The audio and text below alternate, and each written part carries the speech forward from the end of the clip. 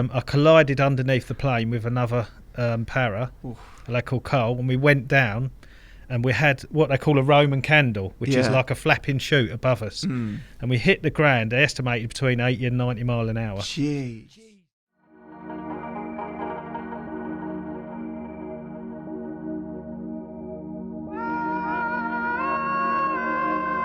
The Thinking Tackle Podcast. Welcome to the Thinking Tackle Podcast. Joining me today in the studio is Dave Levy. Now, Dave is one of the most knowledgeable, respected and successful carp anglers on the bank today. During the show, we discussed everything from his recent successes on a local water where he's caught some stunning fish, all the way back to the days when he was a paratrooper, which includes the story of when he fell nearly 500 feet out of an aeroplane, hit the ground and survived. We also take a more in-depth look into some of his more notable catches, where Dave shares some brilliant explanations into his technical approach behind these accomplishments. There's a wide array of information during this show for anglers of all abilities, plus some great stories and plenty of amazing fish. Hope you enjoy the show. Dave Levy, welcome to the podcast. Thank you, Simon Pitt. It's great having you on the show. No one normally refers back to me like that, Dave. Actually, you catch me a little bit off guard. He's put that right back in your court, hasn't he? Done that on purpose, didn't you? Yeah, I did. Yeah. At the start of the show, we always ask for a nice gift. Well, I've bought you a couple of gifts. Great, Do you know what? Okay. I'm looking at the gifts on this table, and I just see carp fever. And I'm glad, right? I was going to bring you mine. Really? Yeah, I've got a carp fever, and it looks very much like this one, like a Bible that's been read 1,000 times. And the funny thing is, my carp fever, I was on a school trip. I was about probably 12, and we went into this school trip, and we was meant to be looking at history books, and I found carp fever. I didn't even know carp books had ever been written. Yeah. And the teacher said, put it down. And start looking at what you should do. And I actually put it in my bag and nicked it. And I've still got it to this day. So Basildon Library, if you're listening, I'm sorry. Still borrowing it. You're still going to get a massive bill come through now. You can imagine it, Toke, like the bill that's going to come through. Yeah. £9,000. Well, how many years ago was that? That was going back a while then. How old are you anyway? I'm 48. Are you? Yeah, 48. Yeah. I know I only look 40, but so I'll talk about what I did bring you. So I brought you a copy of my book, which I know you've already got, but I thought it'd be brilliant to plug my book on Korda. Of course it would. You need to flog a few more copies. Exactly, yeah. I've got thousands holding doors open. These are available at. Using them as door stoppers and everything. I called my book Fallen Kings, and a lot of people go to me, why do you call it that? But remember when you had Chris Ball on? And Chris spoke about his book, King Carp, and that is where that name derives from, Fallen Kings, because the carp I fished for are the king carp strain. So I've given you a photo to put in your lovely cabinet. Very nice. The fully scaled from Sutton at Home. Yeah. And that is right up there among some of my favourite fish. That's in the top 5. And that fish, that was stocked into Sutton at Home at the same time as Basil. And Basil was then taken away and put into the North Lake. So that fish, I believe, is still swimming around now, which makes it... you just don't associate those two fish together, do you? No, you don't. Whether they came from the same fish farm or not, I don't know. But it was the stocking was in around that time. I think it was probably leisure sports angling. And the fish were moved. And, that one stayed. So she could have ended up in the North Lake, but she went to Sutton at Home. But, that's a great story, that, isn't it? Not too many people would know that. No. Would they? With Korda being an Essex-based company, at one time I did catch the biggest carp in Essex. That was the amphibian. Yeah. So I thought I'd give you a picture of the biggest fish in Essex. Is that you there, Dave? Is it? That is, that's with hair. Have you got that picture up on the screen there? Blimey. I actually got married the year after that, and my hair all fell out. Is that what it was? Straight after that? It was definitely the stress of a woman. Right. Okay. Well, that can. I don't know what my excuse is at the moment. I've been single for ages, but yeah. No, like you say, legendary carp as well, aren't they? Yeah, like as an Essex fish, yeah. And I mean that fish. So you would imagine that's one of the longest surviving fish of that strain. Then I would think so. That batch. The only carp I would know that is probably older than that. I mean, there's probably loads about, but that I know is the backup in Chelmsford Angling's back lake. That fish was stocked into that lake in 1972. So it's officially 50 years old, and it's still swimming around in there. So, yeah, they will go on in the right environment. It just goes to show, doesn't it? Yeah. No, that's a great gift, that, Dave. So, Thank you. I've got that, and obviously that's my fishing gift. And then I thought I'd bring this in, which is probably strange looking to you, but this is the apex cord from a parachute. And this is I did some time in the Parachute Regiment, and when you jump out and you're jumping static line, this cord is tied to the top of your parachute, and as you jump out you can see the rigging that gets left in the plane, and that breaks away of this, and this is the apex cord. When I had my accident in 1995, I fell 450 feet and broke my back.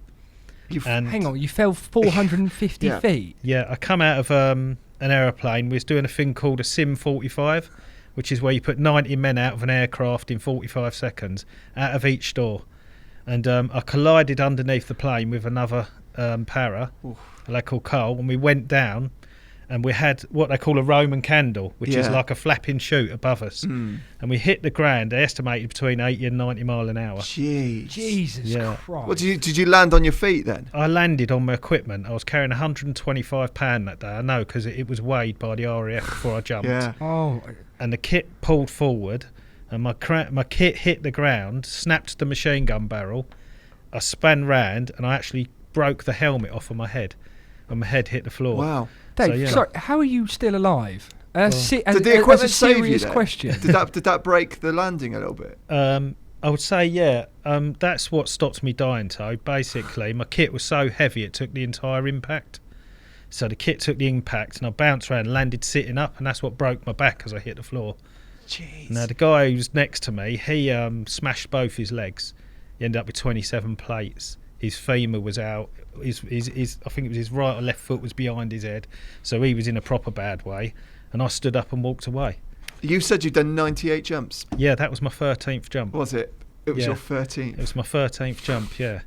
And after that, I was told that I had to get out of the paras, and I had to join, a different regiment in the army. But I'd always wanted to be a para, so I weren't going to have that.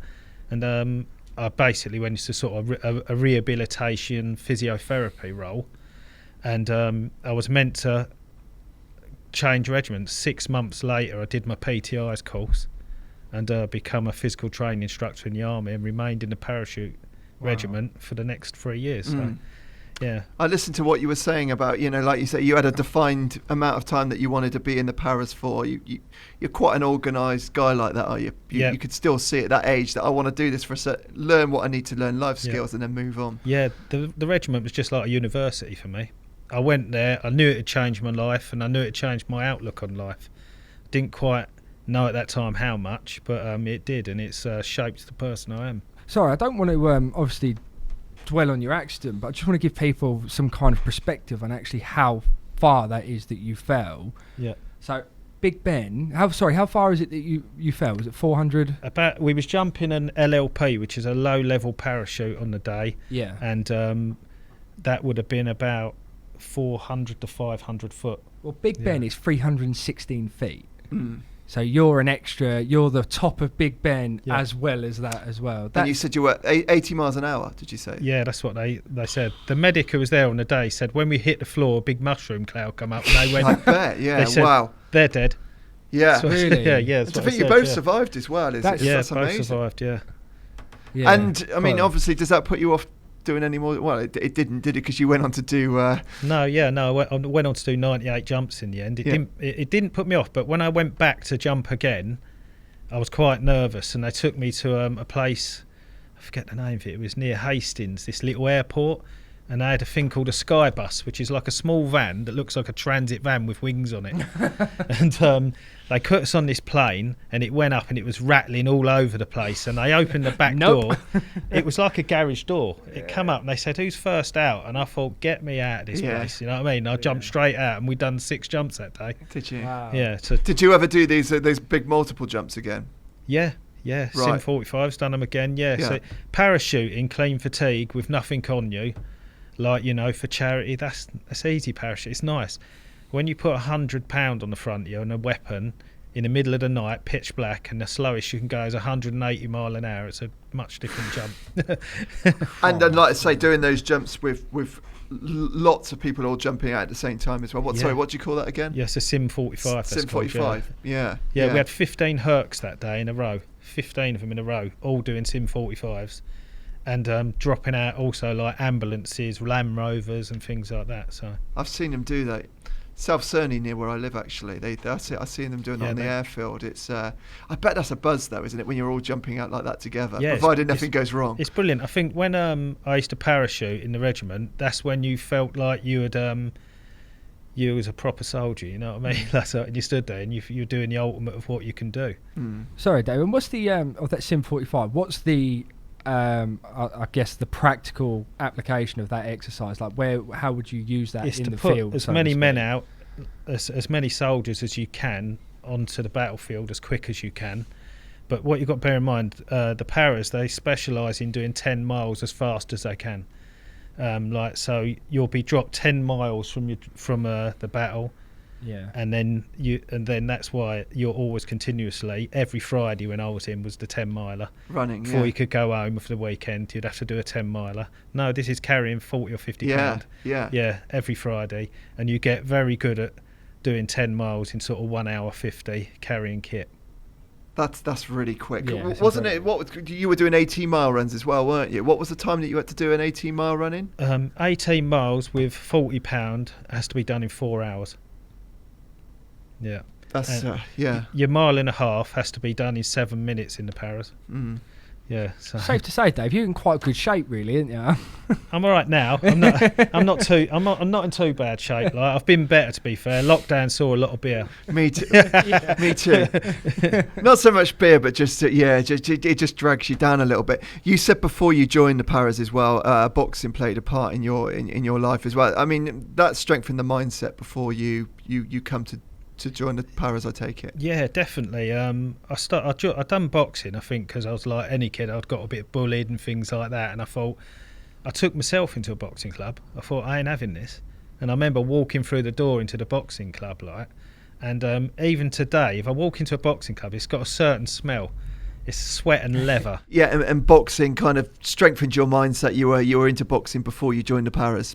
Yeah, definitely. I was about probably 10 years old when I first walked into a boxing club, and like most kids, I was growing up at the time on the Gascoigne estate in Barking, which is a really rough estate. Yeah, I've heard of that. Yeah, a lot of bullying going on, and I thought, I ain't putting up with any of this. And I walked myself into the boxing club, and even today I walk into boxing clubs and you've got that smell of sweat and leather. And I love that smell. It's weird. Like, it's a weird smell to love that. I take gloves off. I stand there. Oh, you don't. Yeah, so it's just a nice smell. Like, it smells like the club. But yeah, I started boxing, and it gave me a good mindset, because what boxing taught me, and still does to this day, teach loads of people to take it up, is that if you work hard, you win. If you don't work hard, you don't win. You know what I mean? And it taught me that. It made me sort of probably mentally tougher to face things in life, and and gives you confidence as well, which is always a good thing. Do you think people can get into boxing? I mean, how quickly do you think people can turn their mental strength around by just taking up something like boxing? 3 months, I'd say. Yeah. I know that seems a weird figure, but like when I was a PTI and I used to train people, they turn up and they go, when will I see a difference in my body? And I'd say 3 months, and it's the number I'm going to get. It's the figure I'm going to give you. It's 3 months of, committing yourself to something. You'll start to see a change, because it's 3 months. Do you think anybody can do that, or it takes a certain sort of person to be able to endure that? Boxing or to change yourself? Yeah. Well, I mean, I think the two go hand in hand. I mean, looking at yourself, it's yeah. Anyone can do it. Yeah.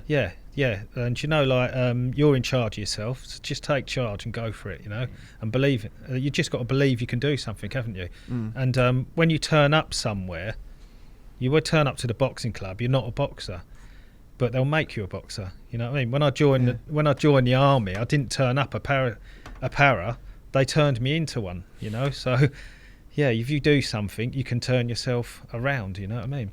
If you want to do it enough. Yeah, you've got to want it. Yeah.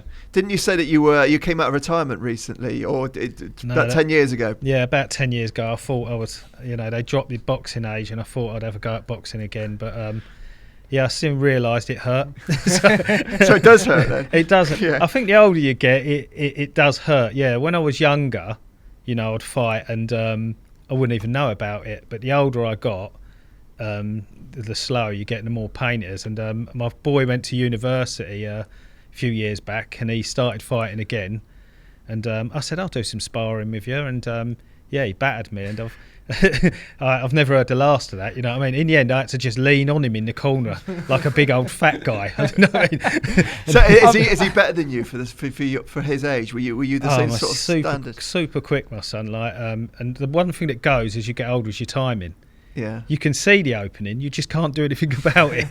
And when I was younger, my jab was so quick. If someone dropped her hand, I'd get a shot in, but when I spar Max, and that's my son, like that don't happen like that. I just eat a lot of leather.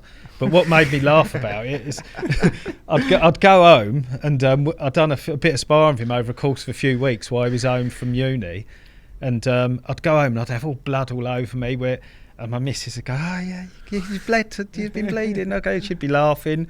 The one time he come home with blood, she went, "You're a bloody bully, you're using your weight against him," straight against me, You can't win. No, you can't win, mate. Yeah. I like the story you told us about the guy that came into the gym, the MMA fighter. Yeah. We was in the gym one day, and this MMA fighter walks in, and he wants to spar, and he said, like, "Yeah, I've had 20 fights and all that." And I said, "Well, I don't know, mate. You know what I mean? We don't really allow people to just walk in the gym and start fighting people." And he said, "Oh no, I'll be all right," and all that. So there was a lad there, and his name eludes me at the moment, but he was stood there, a very experienced lad. And I said, "Look, just don't go mad, move him around and all that." Anyway, this guy, the MMA guy, he's got in and he's started throwing bombs, like, and he's trying to knock this other lad out. And I see the face change on this lad, and I thought, yeah, he's taken a bit of exception to it. Yeah. And he just threw this left hook, and it was like, bang, lights out on this MMA guy. He hit the deck, and we ended up having to put him in the recovery position.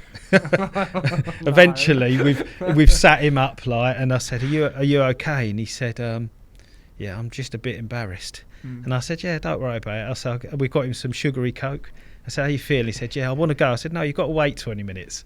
After about 20 minutes, he got up, he said, "I'm all right now." I said, "Well, give us your phone number. Tomorrow I'll give you a call and I'll just check you're all right." He said, "Yeah, all right." So he's got up, left the gym. Next day, obviously when he left the gym, the lads were all jumping around going, "Yeah, who do you think he was?" But the next day I've rang him up and I've said, "Were you all right?" And he said, "No, it took me 2 hours to get home." I said, "What do you mean?" He said, "I got lost." He said, "I couldn't remember where I lived."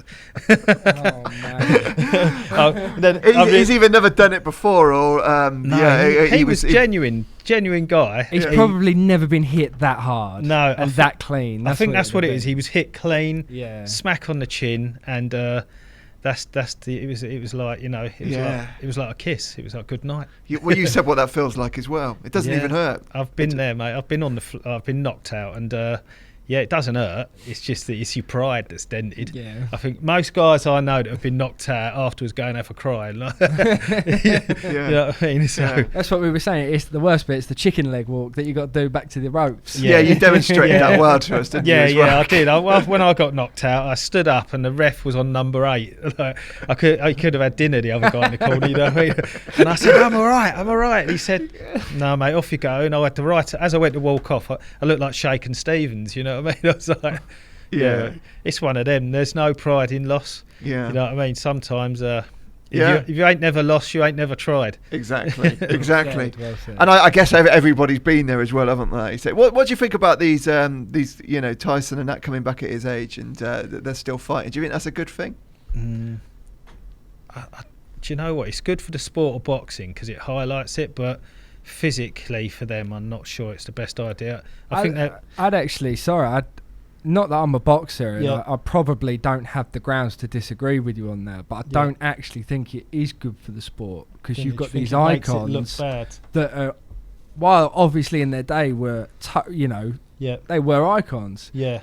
As you rightly said before, boxers don't know when to quit, and their bodies are at a point where it's probably not the best thing for them and other people to see. Well, we've mentioned yeah. these concussions before, haven't we? And Yeah. the amount of how many concussions. What's the Will Smith movie where It's Concussion. Concussion? It's a Yeah. wicked, You've seen wicked that? film. No, I haven't. No. Yeah, it's all about all these NFL players. Was it Green Bay Packers? Wasn't it? Someone like that. I'd have to check. I know. Yeah, they suffer terrible problems later in life. Oh, they were some of going these nuts, players. weren't they? And they with the Will Smith's character. It was the discovery of CTE. That's what Yes. it was. Yeah. Yeah, and how that. They started doing autopsies, didn't they? On and how the brains were essentially, due to repetitive concussions Yeah. over years, were essentially shutting down through CTE, and Yeah. it's the only way you could describe it. Sorry, sir, I didn't mean to jump. No, in. no, it's fine. No. The only way they could describe it, it's like somebody soaked the brain in glue. Bloody So hell. all the Yeah. natural functions become sluggish and really difficult. You lose things from memory to personality traits will alter. Well, that explains a few things. Yeah. No, on a serious note, like I remember myself when I was a boxer, I had a fight coming up and I wanted more sparring, so I took on more sparring at another club, was sparring at my own club because I thought I need more time in the ring and getting slurred speech, like literally getting slurred speech where I was doing so much. So I was mindful enough to say, right, calm down. You know what I mean? You're only going to get so fit and so good, and you just got to wait till night. But yeah, it's a hard one. Being an ex-boxing trainer myself, I spent a long time training lads from the ages of 10 right up to sort of 25. I was very strict with the sparring. You know what I mean? It's about the coach controlling it, like jabs only. If you see two lads start to take chunks out of each other, drop them straight back onto jabs only. So no, use your jab, moving more, and you as a trainer, you control the sparring. Yeah. You can't particularly control what's going to go on the night, but you can control what on the lead up to it. And like what you said as well, if you're putting two guys sparring together, you need an experienced guy there because the experienced guy knows when to. I'd always spar the experienced guys with a novice. The novice is going to learn more. And the experienced guy knows to hold back and not take the piss. So, Dave, as an experienced boxer, what would be your opinion on somebody prepping for a fight without any sparring whatsoever? I mean, it does happen. Does that happen? Does it? It does Yeah, happen. it does. It's really common. Yeah, it does happen. Personally, I wouldn't advise it because the sparring is what gives you your range. You know what I mean? Yeah. You get your range, you get your eye in. And the worst thing, when you click in boxing, like when you go up a level, is when you learn to never look through a shot. So you see every shot coming, you can move out the way of it. When lads are new, it's a natural reaction. If something comes at your face, to turn away. But when you can start looking through shots, that's when something clicks. Like even with fishing, like and you go, oh, I'm getting this. When you can look through the shots and just slide out the way of them, because suddenly people can't hit you because you're seeing what's coming. That's a wicked. Why would people not spar then? Due to body, damage. I only know it from MMA and UFC. I was listening to a podcast the other day with James English and Joe Kawasaki. I haven't watched that one Yeah, yet. it's Right. really good. Is it? Really good podcast. Yeah, and Joe Kawasaki says I've never sparred. He's talking about a world championship fight, and he says, "What? Not one round?" He said, "No, my hands were so brittle, I could not risk sparring before the fight." Yeah. So on the day of the fight, they would give him. That was the Jeff Lacey fight, wasn't it? I think it was. Yeah, they inject his hands with. What's it Cortisone. called? Cortisone. Yeah, cortisone injects his hands up, which was mega painful, just to get him through one fight, and he couldn't be doing that every time he sparred. So What a boxer he was. that guy could punch so hard, but in the end he couldn't because his hands wouldn't take it. You imagine how good he could have been. Oh God, yeah. I mean, like if you look Was at it his record, 42? Was it 42-0? 46 fights, 46 46 wins. Yeah. Amazing. Amazing fighter. Yeah. Yeah. He's talking about having a comeback fight. Oh God, don't do it. Yeah, God. that's what I thought. Yeah. Yeah. Anyway, we will get onto fishing. Yeah. No, I mean we will do, but you know. Yeah, the audience don't know how much we're talking about boxing beforehand. Yeah, exactly. We will just mention actually Ian McMillan. People probably seen on social media. Ian's in a hospice now. Yeah. And we're trying to raise some money. His friends are trying to raise some money on a Just Giving site. Have you actually got it up there on the screen there, I Tony? just want to say he's just broken 16,000, which is amazing. We've only put this up for a incredible. couple of. That's It's only been brilliant. up a couple What of was it on days. yesterday? It was on. It's on 10,000 yesterday. That's I think. brilliant, isn't it? Yeah. That's in 24 hours. Yeah. It's great. So like I say, if you can go on the Just Giving page and Ian McMillan fundraiser for the Doogie McMillan Hospice.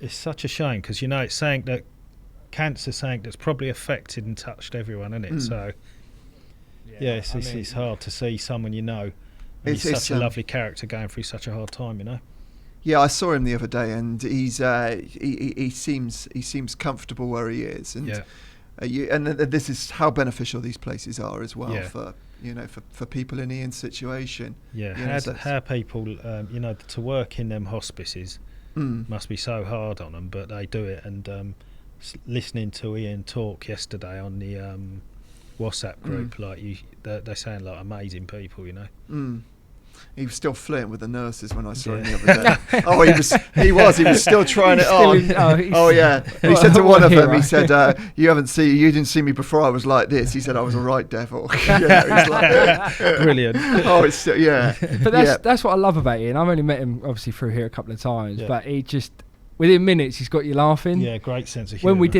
we did that Zoom one with him, mate, he was just. We did a couple of minutes before recording again. He just had me in stitches. He was giving it to you. That was he likes taking the piss out of me. That's what it is. So he easy. loves it. I feel like a dartboard with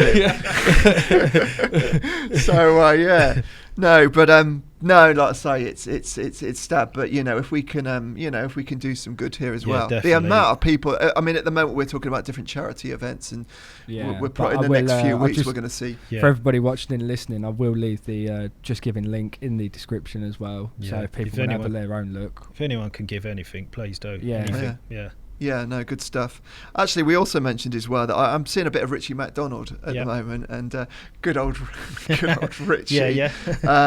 Good to see him back, and he's come back from some of his recent sort of problems and looking a lot better. We went over to Yateley the other week. Right. Okay. Yeah. I'd never been on the Yateley complex before. It's a beautiful place, isn't it? Yeah. Yeah, and your carp fishing started there. I love that area. I think I was born in Hampshire. I was born down the road from Yateley originally, and whenever I drive down there, there's them silver birches everywhere, aren't there? It just reminds me. I feel at home when I go down there. Leafy, isn't it? Yeah, it's just such a lovely place, and that complex of lakes, like so much has gone on there, like history-wise, and you can feel it when you walk onto the place. You can almost feel the atmosphere of what has been. And what still could be, you know what I mean? Like we were saying earlier, so a lot of these lakes are getting stocks now, and even though they're a lot heavier stocks than what they were, these lakes have a habit of being great again. You know what I mean? They do, and I said to you as well. Robin Dix was saying that the fish in the car park lake now, they're following the same habits as their predecessors. It's crazy. Yeah. So they I don't know what that's all about. Obviously they're different strain fish, but they do. Any ideas why they would just follow? Pressure, isn't it? They're probably under an immense amount of pressure by good anglers, and they're forging the same habit because they're being put in the same circumstance, basically. Yeah. What are your memories? What lake did you fish when you? I fished a year on the North Lake, completely out of my depth at 16 years old. You're really young. Yeah, 16 years old. And did you understand the history of the place and everything? No, because I paid 20. It was either 23 or 27 quid for the whole complex. I think it was 23 because the next year I'd done the group ticket, which was 27. I really went for it. Got Raspberry on that. I spent a year on the North Lake with a guy called Gerry Chandler, who sort of brought me up, taught me to carp fish, and we went on there. And I was out of my depth. Gerry weren't out of his depth. He'd already was like quite an advanced angler. Had caught the silver end fish, and he'd already caught a fish out the North Lake. But I was out of my depth. I spent about a year on there. And then I think it was Mickey Gray went to me, listen, lad. And Mick then was a young man with beautiful blonde hair. I think he's still got beautiful blonde hair. I don't know how he's done that. But Mickey Gray... But it's not real blonde hair, is it? But is it a wig? Story. It's coloured, isn't it? Is it? Yeah, he ties it's ginger. Oh, is it? He is, isn't he? I knew there was something about him. Yeah. Wait till I see him. That's it. I love that. We just told the entire internet. Mix a ginger. But basically, he said to me, you should go over there. There's 40 carp in the Match Lake.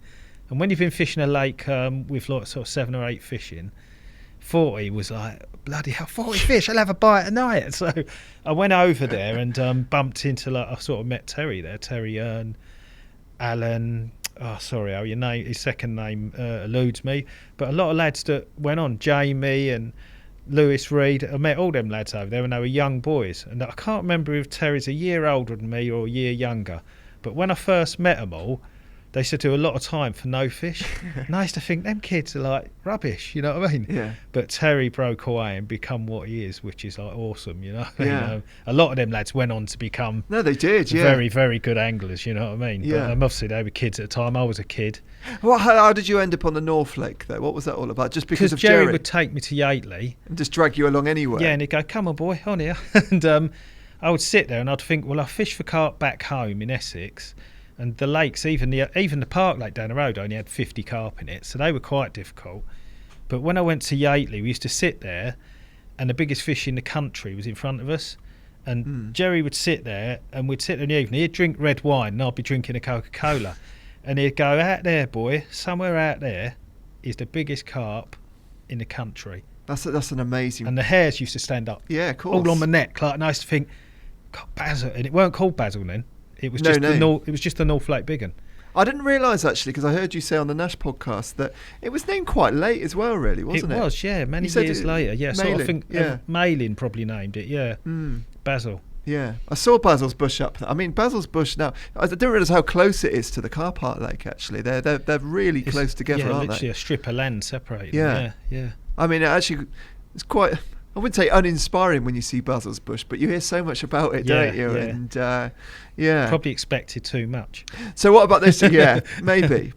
But no, the complex itself was great, and people knew that Richie was going to be on the lake as well. And I think it was the first time that Richie had been back on there pretty much since '91 when he caught those fish. The first time I ever met Richie McDonald, I knew who he was because he was on the catapult for Drennan, holding Basil. Yeah. And I walked along, and he was sat in the pole position on the Pads Lake, and he was sitting there, and he's a sort of a cockney. He's like, boy, and I talked to him, and he said, do you want a cup of tea? And I went, yeah, and he put his kettle in the lake, and I was watching all the flies disappearing. That's what happened. Yeah, all the flies and he made me a cup of tea, and the second his back was turned, it was boom, straight over my shoulder, you know. I ain't drinking that, like, it's full of larvae, like. But to be fair to him, he took time out. Yeah. He was then probably one of the most well-known anglers in the country after catching that fish, and he still took time to say, yeah, look, this is what you want to do with a rig and all that. And I remember him tying a rig, and I couldn't believe how basic it was, but learning from that, thinking I don't need to get too wrapped up in what rig.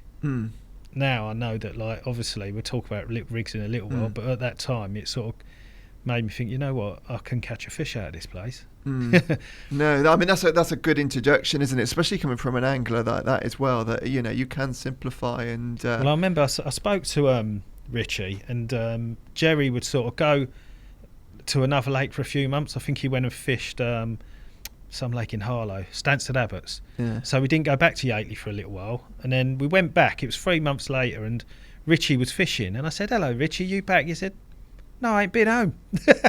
So he literally used to like. They spent a lot of time on the. There bank. was lads on there.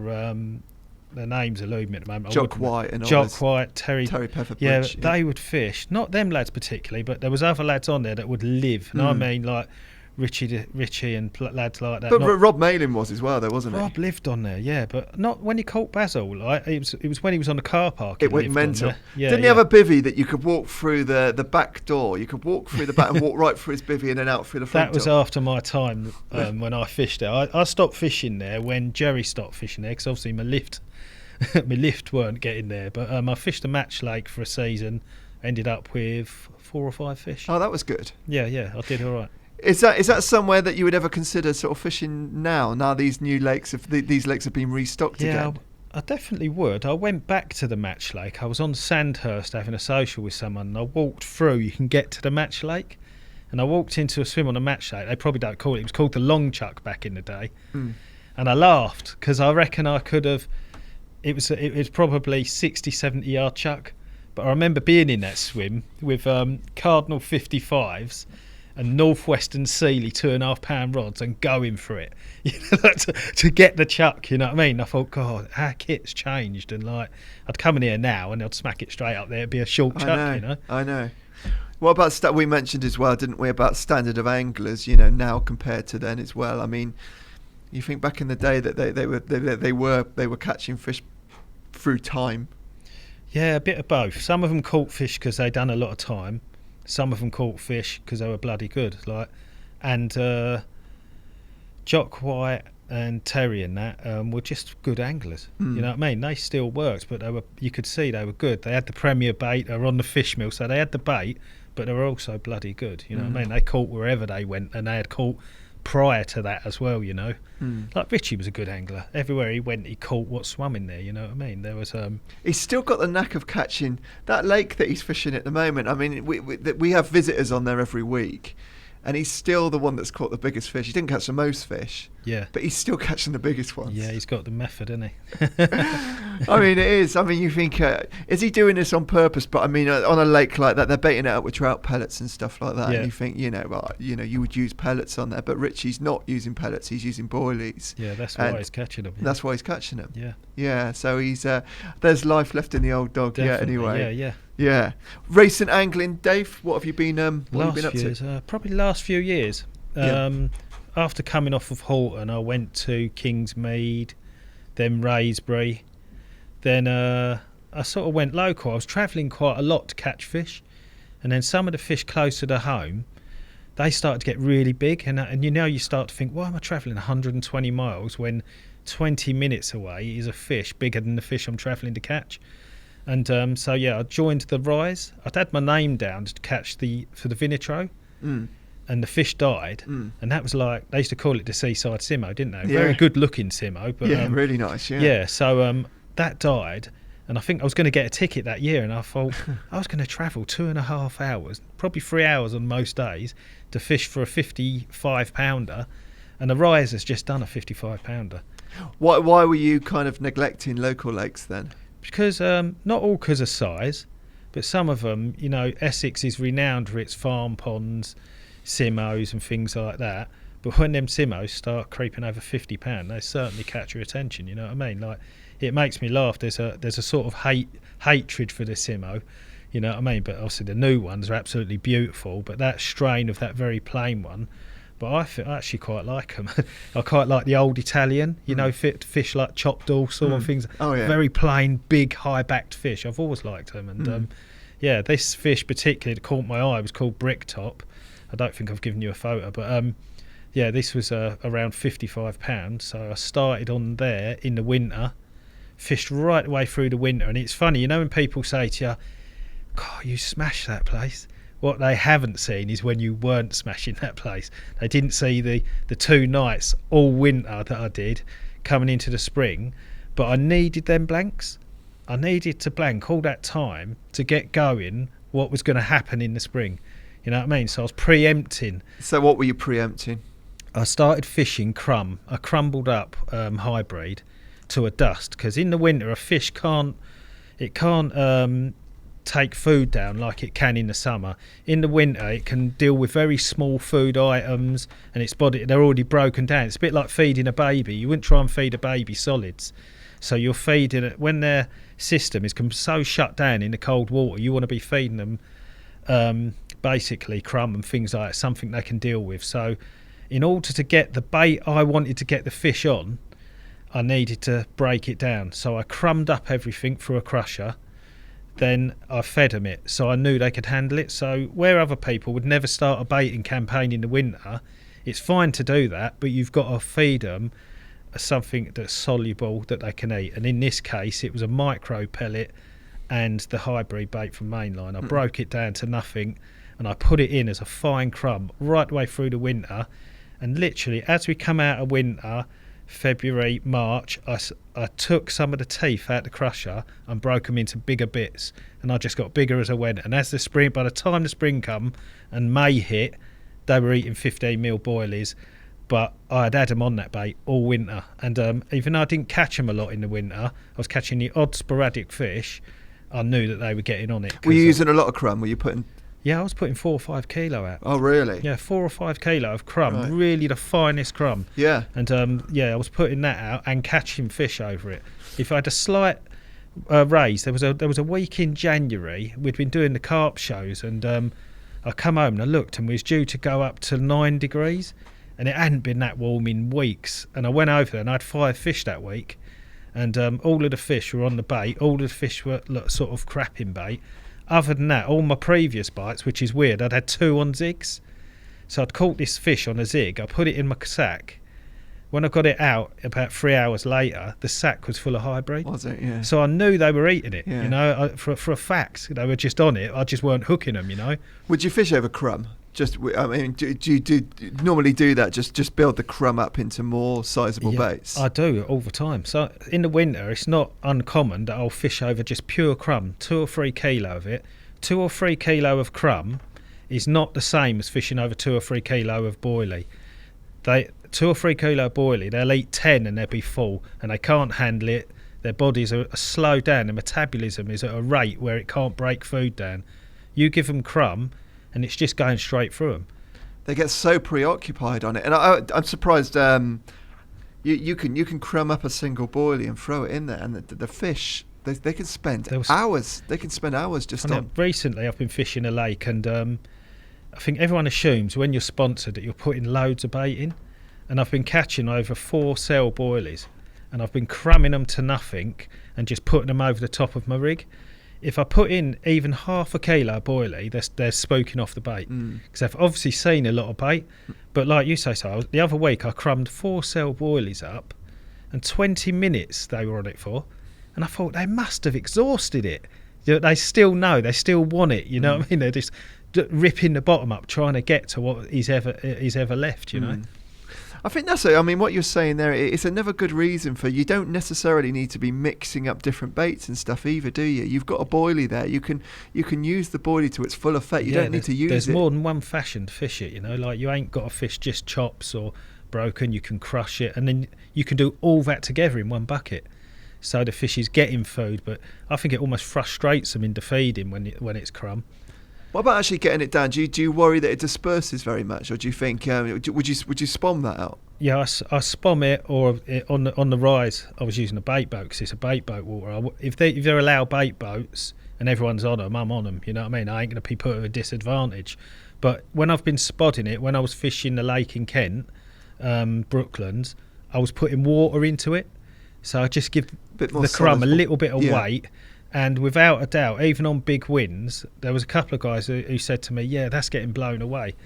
I could tell it were by what the fish were doing when they were, you know, I was getting them out of the. Even with a decent chop on the surface. Yeah, they're just it's going down. Yeah. Some of it's going a little bit left and right, but that's only going to aid you in pulling fishing, you know. I was using sweet corn recently, actually, liquidized corn. I liquidized it down, and I thought the same thing. It was quite a chop on the water. I was a bit worried about whether it was actually getting down on the spots or not, but actually when I was throwing it in the margins fairly close in, still in a reasonable depth of water, it looks like it pretty it's much much goes. more denser than the water, isn't it? Yeah. So yeah, it's travelling down. Yeah, and that rise campaign anyway, that. It came to a real head. I sort of, as the spring came in, I landed a fish of 47 pound on a zig. Then I had the maddest session where I landed 4 or 5 40s in a session, including the big one at 56 pound. Wow. Yeah, they really and a few people were saying like, "Oh, it was well jammy there," like, yeah, you know, but they didn't see like I'd been working my arse off for months and months to get that situation, and that particular session, I nearly went home that day. I'd had a couple of 40s, and one had been on a zig, and it was roasting hot, and I went onto the weather app, and it said new southwesterly. I think it was 3 or 4 a.m. coming it, and I knew that I was going to get fish, and I was in an area that I knew that big one had been out at least 3 or 4 times in the last few years, and you know, and everything aligns, and it did, and 4 o'clock next morning I had her. Wow. Yeah. Do you find that so a campaign like that for you is it always a slow build, or do you find you can get results fairly quick? Does it just depend on? Sometimes, you know, every campaign's differently. Sometimes I'll start fishing for a fish and I've had it on the first night, and other times I've had it 2 years later, and you don't know when the big one's going to come. Sometimes you get it right quick, sometimes you have to suffer a little bit, you know. You have to some of them you catch by luck, some of them you have to grind out, you know. And I like the ones you grind out. Yeah, of course. Yeah, that when you know, and you've been after a fish for ages, and you get it on, and it comes past you, like James's fish in Northwick. I'd been after it, and some people thought it was dead. And how long did it take you to catch that one? this is going to sound mad. It was 10 nights, but I was doing one. Spooner's going to hate you. I was doing one night a week because I was still working in the oil industry then. I was doing one night a week, so that's a good few months.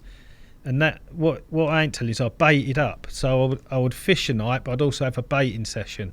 So I was up the lake twice a week, and basically I caught most of them in them 10 nights. It really went well. And, the downfall there in that particular thing was hemp. The fish absolutely loved hemp. There was 34 carp in the lake, and you'd have thought there was 150 carp in the lake, the amount of action I was getting on this hemp. But the craziest thing was when I actually caught it, I caught it on a single hook bait. And I think I've told Neil this, and I told Adam Penning the same thing. Like I said, if you want to catch them, they're easy to catch. You'll catch loads out there on bait. They love bait. The more bait put in, the more interested they were. But that particular carp, he don't eat bait. He is just a freak of nature. Now, how he got that big? Well, he went from £4 to £46 in, was it 5 years? It's ridiculous, a freak of nature. And when I caught it, I'd heard it jump the day before in this bay, and I knew it was the big 'un because it was 1 a.m, and it jumped out, and all the coots on the lake went mad.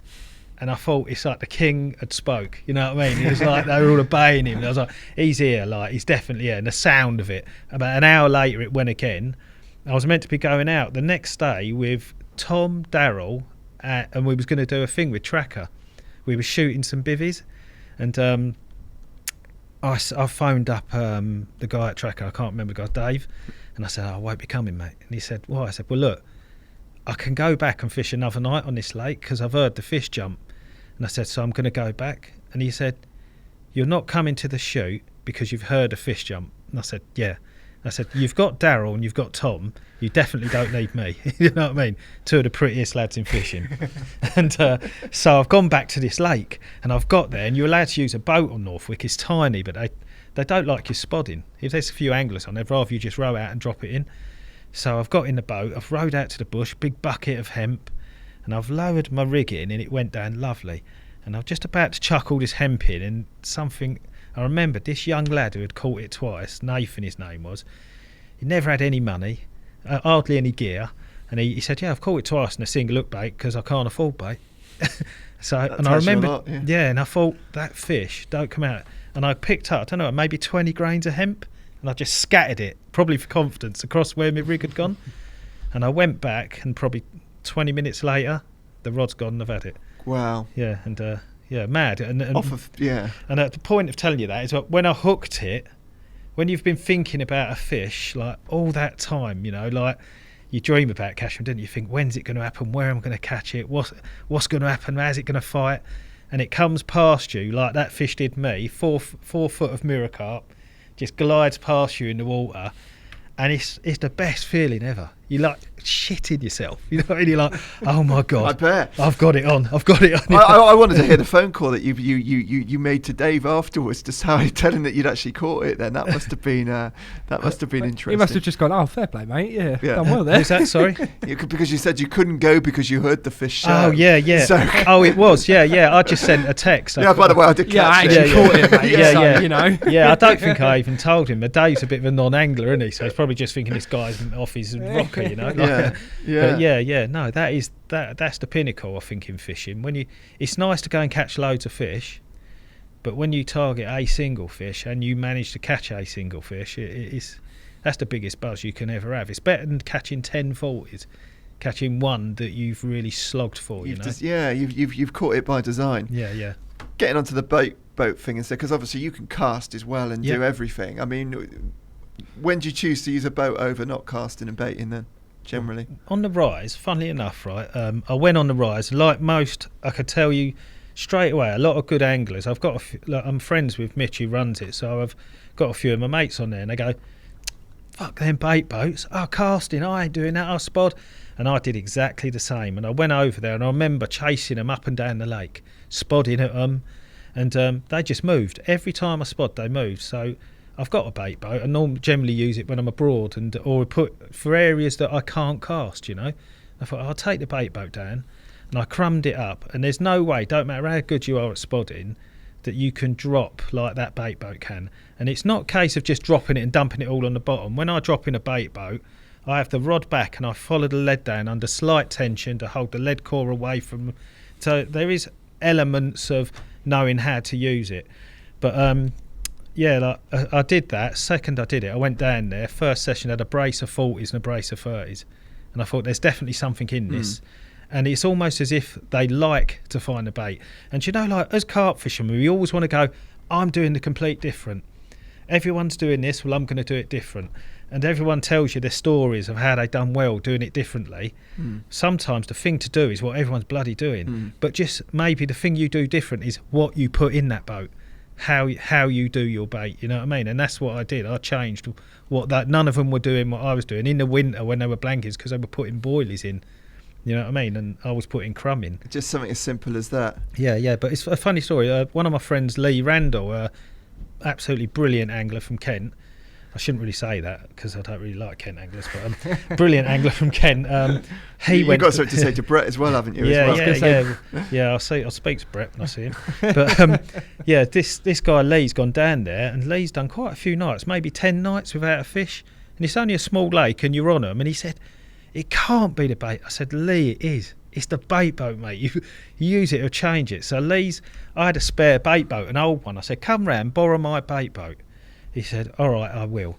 So Lee's come round, borrowed my bait boat. Next day, I'm driving down to one of the Chelmsford waters, and my phone rings. It's Lee.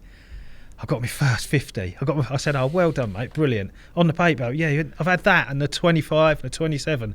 I went, do you need a photo? He went, yeah, if you don't mind. So I'm 10 minutes away. So the phone goes 5. I've got a 49. He couldn't believe the difference that bait boat made. And it's like I said, people go, if I go there, I'm not there for the fun, totally for the fun of it. I want to bloody catch them. I don't want to go, well, I ain't using a bait boat. I'm going to be here in 10 years. Do you know what I mean?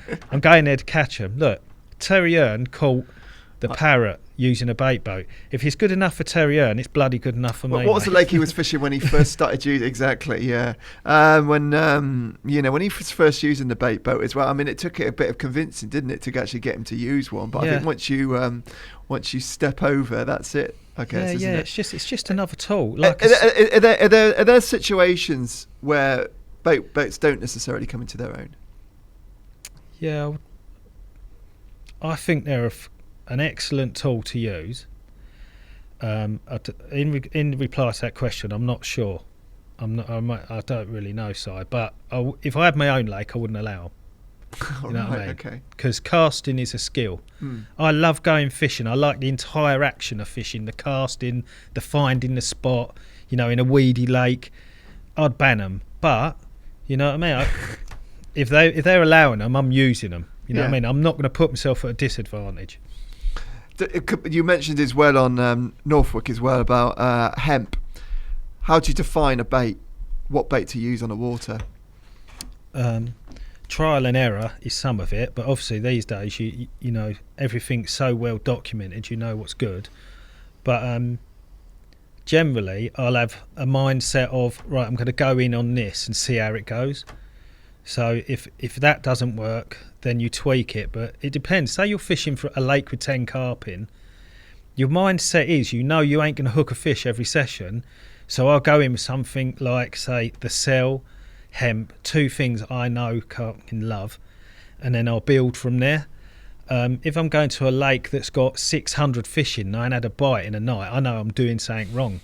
So on the harder lakes, go in with what you're confident in, works, don't question it, know that it's going to be a long time between fish, and use as much watercraft and your eyes as you can, But on them easier lakes, when you're doing something wrong quick.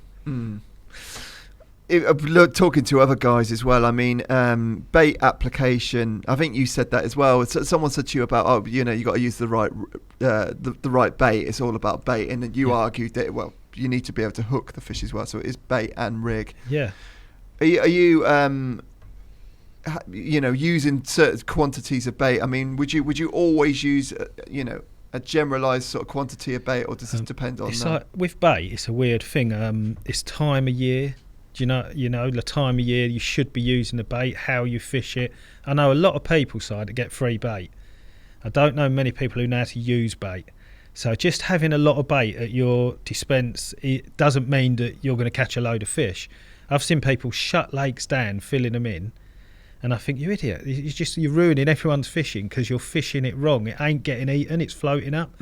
You've got to know how to fish it and in what situation, and that's understanding the bait, the stock you're fishing for. So times a year, let me give you an example. You're fishing a lake with 150 fish in, pre-spawning, when females are full of eggs, you're not going to get them feeding over massive beds of bait. I'll be very surprised, especially, but when they spawn, you've got 150 empty, starving carp who have just spent 3 days working their tits off and want to eat, and that's why after spawning I up the amounts. Like pre-spawning, I won't take probably more than 2 kilo of bait with me. After spawning, I'll take as much as 20 a kilo of bait, depending on the stock I'm fishing for. How long will you continue fishing like that for? What sort of November, sort of December time? Probably mid-October, generally. Right. Yeah, Right. Mid-October I start pulling back the quantities. I start to break things down. Brett said something interesting on his podcast, which I do myself. I'm always putting 5 or 6 baits here, 5 or 6, any lightly looking area. When I'm fishing for a carp, any lightly looking area on that lake, I'm walking around, I've got pockets full of boilies. I thought, that looks like it.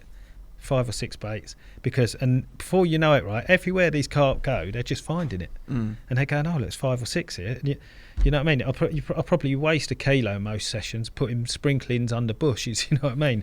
But I'm quite a preemptive angler. I'm prepping. I'm always looking for next week all the time, and then when the big finale comes, half the time I'm not expecting it, but when I look back, I go, well, that actually should have seen that coming. It was like, it was a build up to it. Well, yeah. So when that builds up, then what you have a prolonged period of catching a lot of fish. I mean, how long does that normally last for before you?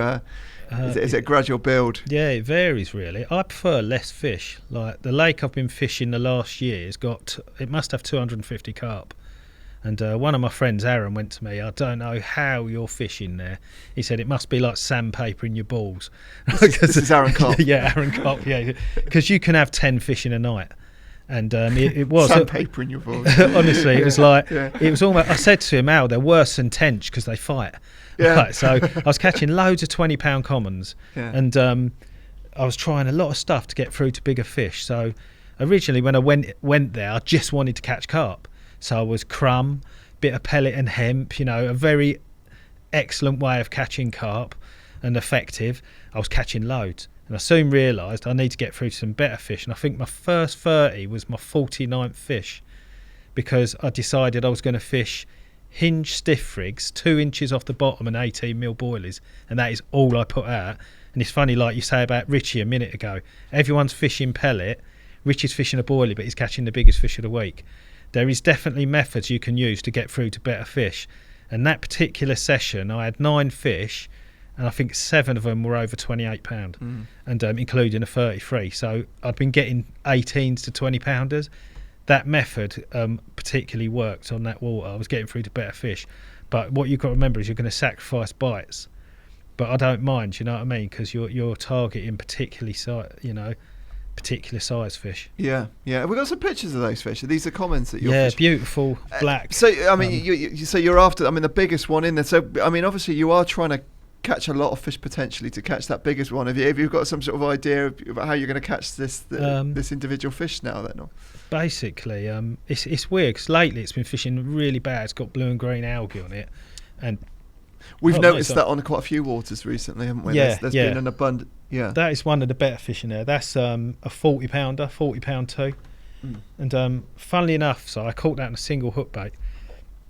After seeing a fish roll on a bush, I put a rod out there and I had a 28 pounder, and then I put the rod straight back out and I was packing away and I caught that fish 40 pound too, which wasn't a known fish. No one knows it, so it's nice to catch it's like an odd un, It's amazing. Yeah, no one knew it. At Club Lake, yeah, I think it's like 200 quid a year, and they've got them swimming around. It's probably 35 years old, like absolutely beautiful carp. We said before, they got unusual dorsal fins on there, haven't they? The dorsal fins look like they're the right length, but they're not in the right place. Yeah. It's like they got they're very long fish, they're aren't they? set very late back on their bodies. It's weird. Yeah, they're very unique carp. That's another one from there, £34. So yeah, that one's the same as well. But this is around. This was around October time, I think, and I changed to snowman rigs and just boilies. No crush, no pellet. And that particular session, I had a brace of 34s, and I'd gone. So they're not 34. It's not an enormous carp, but I was catching 18 and 20 pounders, and I've gone bang right up, started catching 30s, and I went on a run of 30s up to the 40. You know what I mean? So it definitely works to change the method and the tactic of how you're fishing for them fish, right down to the rig being 2 inches off the bottom.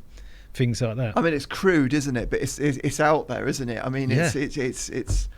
But like you say, I guess you still need to find yourself. You still need to understand that before you necessarily start doing that for yourself. That fish there. So if we're talking about like times a year and what we change, what we're doing. The last few fish you've shown, I've either caught on a snowman on a very long hair and a big hook, and I've caught them on 2-inch hinge stiffs. This fish here, this was the winter now. Sorry, was it the winter? Yeah, it is. It's sort of winter time. It was it looks green in the back, but believe me, it was December. Was it? Yeah. Yeah, it was December, and I caught that fish on a solid bag with crumb and maggots, because it's a complete other end of the scale. Yeah. But we're talking about a time of year now where you don't want to be chucking in 18mm boilies. They can't digest them. So I'm now back on crumb, and I'm fishing a solid bag in a swim where I'm chucking out, a little bit of maggot over the top, 2 spoms, and that's what's producing you the bites. Any liquid attractor or anything with that? Do you use much of that? No, I haven't. I do use quite a bit of hemp oil over baits. So I'll use the cell, the hybrid, or like some of the mainline stay baits, and I'll cover them in hemp oil. And a lot of that is, I believe that the hemp oil helps drive fill the water column and trap the fish into an area. And hemp oil is very refined, so in the winter it still will solidify. Things like fish oils, during the winter months, they're going to turn to very thick, stodgy oil and sit on the bottom. But something like hemp oil will work really well for you. You find it gives away the movement of fish as well. I mean, they bleeding off the spots and stuff when they're getting on those. Oh, definitely, yeah. When they start crunching up bait and changing the shape of the water, start it'll seeing hit the slicks surface. on the surface and stuff like that. Yeah, definitely. But yeah, they're beautiful fish. They really are, aren't they? They're really for people that are listening to this. They're very dark fish. But not necessarily, and you said that the majority of the fish in this lake are commons as well. So yeah, it is full of commons. I've been fishing another one of the club's waters lately, which again is full of commons. There was actually a few mirrors in there, which is nice. Yeah. But there is mirrors in there. They say there's 10 mirrors, but I've had 8 now, and I've seen at least 8 others. So right. Yeah, there's more than 10. There's probably 20 mirrors in there. Is the water very, very clear then? Absolutely, tap water clear. No, I mean they are so dark. Yeah, they're tap water clear. They're beautiful. They're the kind of fish, you get them in your net and you go, oh my god, without a doubt. Lovely. Yeah, but definitely. Really nice carp. You said there's a problem with otters on there at the moment. Yeah, the otters are on there at the moment, but the club, they're a really good club, and they've reacted as fast as they can. They've been held back, I think, by probably landowners and things, getting permission to put the fences up, because it's not always like just everyone will go mad and go, you should have a fence up, but there's always politics and everything, isn't there? But they're now doing the fences, and as soon as they got the go ahead to do the fence, they're down there, they've cleared it, it's ready to go in, so they've acted as fast as they can. I just pray to God that that otter hasn't chewed up that big old common. Yeah, no, you've shown us some video footage, it looks broad daylight as well, broad isn't it? Broad daylight, just chewing up fish, yeah. What time of the year is that? That was last week. Last week? Yeah. Because, normally you kind of associate, but maybe more with winter time as well. Yeah, there's been 2 or 3 otters in that area on all them lakes, not just the Chelmsford lakes, on all the lakes, because the Chelmer runs right through the middle of them. So unless you're fencing your lakes, they're going to end up you're there, in trouble. They? One of my friends got otter damage on his fish this year. His nearest river is 7 miles away. So everyone associates the otters with being near rivers, but during the winter months when we've had a lot of rain, they will move a bloody long way. How long do you think they've been on there for? For quite recent? I think they've been on them waters for a few years, but it's only now they seem to have turned to the carp. It's like Braxted Back Lake. I saw signs of otters on there 5 years ago. They've never took a carp, or to my knowledge, they've never lost a fish. But I'd seen there was a run going down, and you could see the claw marks in it. And I thought that's not a rat, you know what I mean? And the claw marks are way too big to be anything else. And the next day, an old guy was fishing, and as I walked past, he went, I saw an otter this morning. Yeah, and he swam through the lake, come out and went down. And I know you've got that Lake Coleman's, the syndicate next door. Yeah. And they said they swim around there. They swim around. They don't take a fish, but there's a lot of eels in there. Crayfish as well. Yep. So there's another food source. Maybe they're not as Carp aren't the primary source, are they? No, exactly. Not always, are they? Like everything in life as a creature generally takes the easiest route, doesn't it? And that's what they're doing.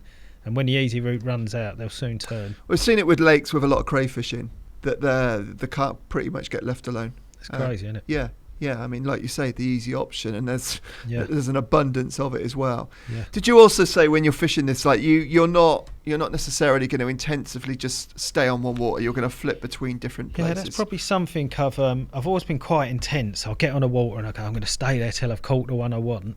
I'm going to this year I decided I'm going to change that about myself. I thought, I've really suffered. It's not taking too long. No, yeah. Do you know what I mean? I remember one year I was on Snake Pit and I fished it the harshest of winters. Fair enough, Terry fished that winter as well. And so you were fishing for Dippy? When Dippy was in there, and it was I must have been frozen in 4 times.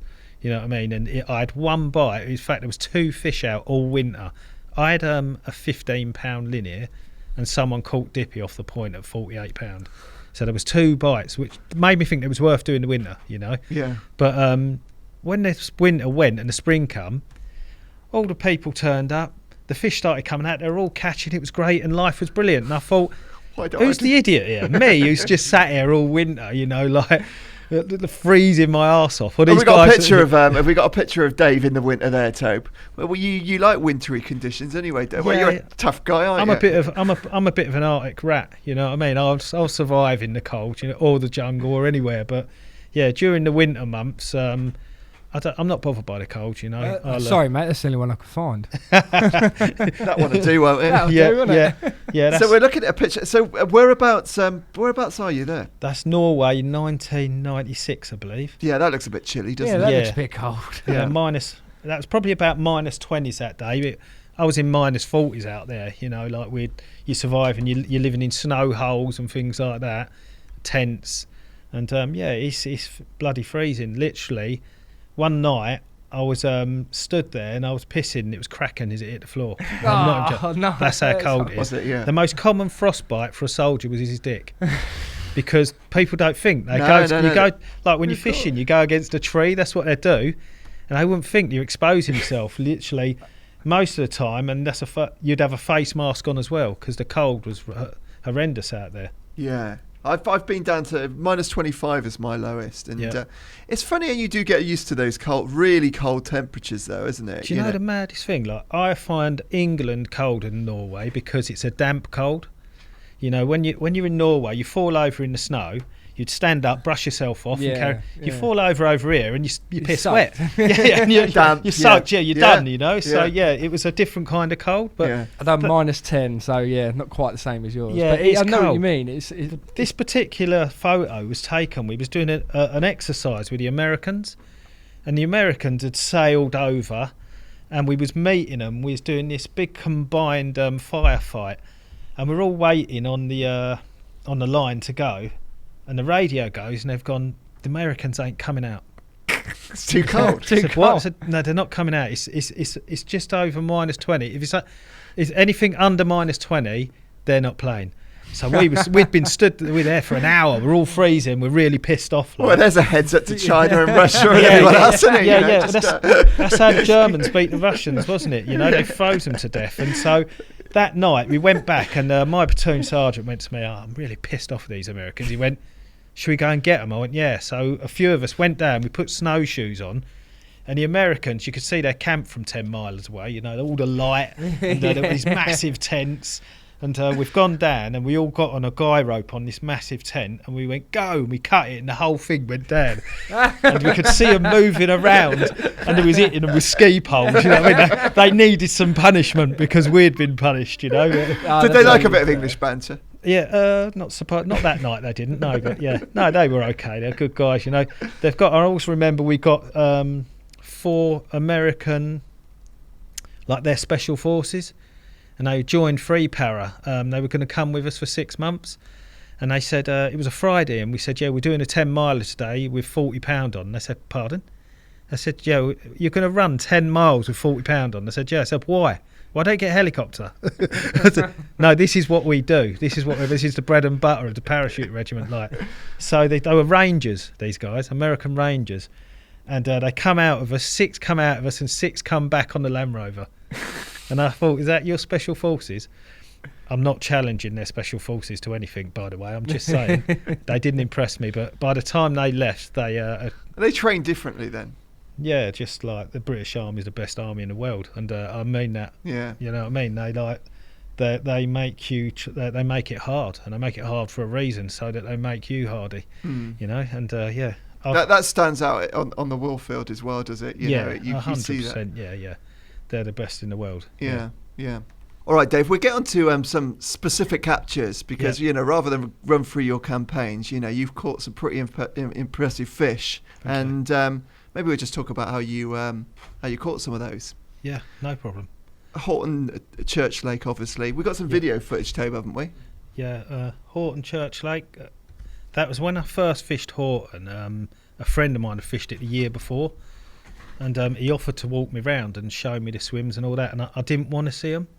I didn't want to know what anyone had done, because at this point I was getting to fish one night a week, and I thought it's no good me turning up to Horton with one night a week and doing what people who have got 3 or 4 nights a week are doing and catching 10 fish a year, because that would equate to 1 bite in a season. So when I turned up to Horton, I wanted to go in fresh. I wanted to walk into swims with no preconceived ideas on how I should fish that lake, and it worked for me. I caught fish out of areas that hadn't been fished in years, and in ways that I was told wouldn't work, you know, things like that. Like there was a particular run of fish I caught from the platform in front of the lodge, and the area was solid Canadian. The only way you could fish that area was with a Chord rig, and I was told like that hadn't done a bite. No one had fished in the lodge swim for about 2 or 3 years at that point. So is that what it was? No one's fishing it, really? Yeah, no one's fishing it. And when I walked, you're not allowed to walk in it anymore, but I walked out on the end of the platform, and this mid-30 pound common went swimming past. Then from under the platform come this 40 pound mirror, and I thought, they're loving life here. No one's giving them any stick. And well, no one thought that they necessarily used the area. No, I mean, were you just surprised to see them there was a swim to the side that you could fish out to a plateau. So this area to the right, people are going, why would I fish there when I've got a lovely plateau in front? Right. So I baited it very short. I waited till it was night time, and I walked out onto the end of the platform with a pole and just one section, and just lowered loads of bait off of it, about 7 or 8 kilo. And I did that for probably about 4 weeks until it just it didn't even clear. The weed was that thick, it just looked visibly thinner. Then one morning I've stood on front of this lodge and a fish had just gone right on the spot, and I thought, now's the time, you know. And I flicked this chod out, and the weed was probably 4 foot under the surface, so I could manage to get the bait about 20 yards back and then skim it and then just drop it in nice and quiet on the fish. Yeah, and then put the rod down. I can't remember the guy's name, northern fella, really lovely fella, come along, and he said, I made him a cup of tea, and we're sitting there drinking the tea, and the rod's ramped off. And I had a fish called Scar at 46 pound. And then the next week, it could have been a mirror of the first week. I had a 44, then a 30. Then after that, I didn't get back in the swimming. But I'd had my fun, you know what I mean? And I tried to do that. At Horton, I was always one step ahead. You had to be. Did you know that when you were going to start fishing there, that it's more about the anglers rather than... It's a circuit water, and what I love about circuit waters is, yes, they are busy, but the fish, they are the most pressured carp you'll ever fish for.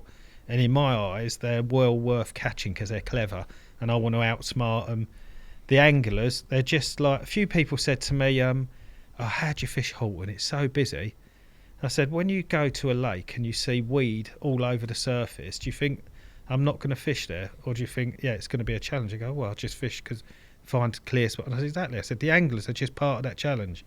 All they are is thick weed, and you just have to find a way around them. And that's what I've done. I just basically stayed one step ahead. I've done a lot of baiting at night. There's aeroplanes flying over every 45 seconds. Well, that's handy. Yeah, and they can't hear anything go in. So I would be getting the bait in all the time, baiting them little areas. Not a lot of bait. Sometimes it was 50 boilies. 50 boilies in an area. After a few weeks, you might not see, you can tell that area's been fed on. What's going on? You look down there and everything's misplaced and things like that, and you think, right, now's the time. Yeah. You know what I mean? Wait for the right weather condition. You think, oh, that area, now's the time. So I'd be prepping all these little areas. Some of them are out in the lake. Were you spending a lot of time fishing each individual area, or just trying an area and then moving on if you weren't getting bites? I did an hour in. I was up one end and I'd baited, I forget the name of the swim, it's far end of the lake. And I'm sitting in this swim thinking, this wind's turned and that spot down the other end is prime. And as I'm thinking it, I'm not joking, this is like, I don't know how long Halton is, let's say it's 800 yards. At that distance I saw a fish go and I thought, if I can see that here, that's a big fish. So I packed up, went down there with just 2 rods, and I dropped, it was about 12 foot deep in the margin this swim, and I just dropped them off the rod tips. I went to put the kettle on, it went and had a 40. And it was like that quick, you know. And so I'd been in the swim like 10 minutes, but I'd never stayed in that swim because it was one of them swims. Once you had one, it was done. It was right. They were scared. So yeah, I had it, and then I moved off somewhere else. Like, well, you continually done that with that was a theme to the fishing on there, was it? Yeah, that you summertime definitely. When they were in the bays, I was catching a lot of fish close in. But this is a mistake the carp anglers make so much when they don't understand what they're fishing for. In the summer, there's spots that are excellent because they're in the edge and the fish are spending a lot of time under snags and things like that and close in. In the winter, they're not going to be in them shallow, clear spots with no cover. They go out and they migrate out to the deeper spots where the food lies in the silt. And I've seen guys, like particularly on Sutton and things like that, they fish the same spots all year round. And they have a good autumn but a shit summer, or the other way round, you know what I mean? You've got to move with the fish, and the fish will always tell you where they are. You've just got to be patient enough to look where they are. We've got some video, haven't we, of the wood carving? Yeah. Is this an example of... this particular session, it was around the end of September time, and I knew we was getting very close to the fish migrating out of the margins. They'd been all over the margins the week before. This particular bay probably had 30 fish in it out of the sort of 70 that were in the lake. But this week there was the odd carp. So I knew I was looking at probably the last week of where the fish would be in the edges. And yeah, that's the wood carving feed in there. So we're looking at so you're right down the bottom of the shelf there by the looks of it. This is in or the on church. The shelf. This is in the church bay, and she loved that area. That was the area to catch that fish from. She was actually in the church bay, right. She got caught 20 times, 19 of them were out of that bay. Right. She loved it in there. And I mean that area's been, you can see that's been really cleaned off as well. Yeah, and the mad thing was that day I'd walked round and I'd put a little bit of bait there and dropped something in the corner swim, and then carried on walking round. And I saw a couple of fish out in the lake, and I thought, I don't know, I think it's time to start fishing out. And I'll give you a perfect example of how I try and fish ahead of myself. So I've walked back round to get my gear, and she's there feeding. And I thought, it's the one fish I'd rather have had it over the 50 pounders. Like she was a 20 pounder in 1982. This fish, and I thought, I really want her. So I've set up and I've put a rig on with a solid bag of crumb, and like a normal standard rig, but a bag of crumb hooked on the hook. And I just lowered it in and sat back, and I watched this wood carving come in with the second fish that you can see in the background. And she hit the bag first, picked everything up, the rig, everything, and then just blew it, and this big ball of dust went out. And then she just spent the next 20-30 minutes eating that dust. And I couldn't see my hook bait, whether she was picking it up and down, which I think she probably was, and she was getting away with it, and the other fish was picking it off. So I thought, after she moved off, I'd done exactly the same thing. This went on for probably 3-4 hours. It was driving me mad. I was thinking, how the fuck am I going to hook this fish like? And then Big Rich, you know Big Rich, the photographer? Big Rich was down for a cup of tea. He said, I'm passing. I said, I'll pop in for a tea. And he phoned me. He said, I'm at the gate. And I said, I've got the wood carving over top of my bait. And he went, oh, I'll go. And I went, no, don't worry, I've got a reel in. And he didn't get that. So I lifted it out, went and let Rich in. And I said to him, while I was walking to let you in the gate, a penny dropped. I said, I'm feeding this fish on such a small spot, it ain't got to make a mistake. All he's got to do is suck and blow, take what she wants out of it. Eventually, it just cruise off when it's finished. So I dropped the rig in, no bag on it. And then I got 5 boilies and I broke them into halves and I spread them out down that gravel shelf. And I sat back and the idea being now she's going to come in and she's moving between her food items, and the movement of that fish is what's going to make her mistake, because as she moves off, it's going to hit the rig, which is only 4 inches long. So I've gone and sat back down with Rich, and I said, like, I think that's going to catch her. And I said, do you want a cup of tea, mate? And he said, yeah. And I picked the kettle up, and my alarm went blip, and I looked at him and I said, wood carving. And then I just disappeared through the bushes. And I ran down, and the rod was screaming. Yeah, sure enough, up popped the wood carving. Didn't fight. I think it's because it was so old. It was almost like catching a pensioner. But yeah, amazing carp. Considering, oh God, yeah. Considering she's been in there all them years, long filled before that, and was she the last remaining one in there? No, I'm not sure if its name's blacktail. It can do 40 pound, which is a really overlooked fish in that lake. There's a few commons as well. There's quite a few of the longfield commons. One of the commons, left. Yeah. There's about 10 of them. Yeah. That would have been cricket bat commons in Longfield, but now they're 30 pound commons in there. Cherished fish, yeah. Yeah, Aaron caught a few of them commons. He did, didn't he? He did, yeah. Lovely fish. But that amazing carp. But yeah, but that's an interesting lesson with a solid PVA bag as well, isn't it? Because you would naturally think, stick a solid bag down there, it's going to be the one.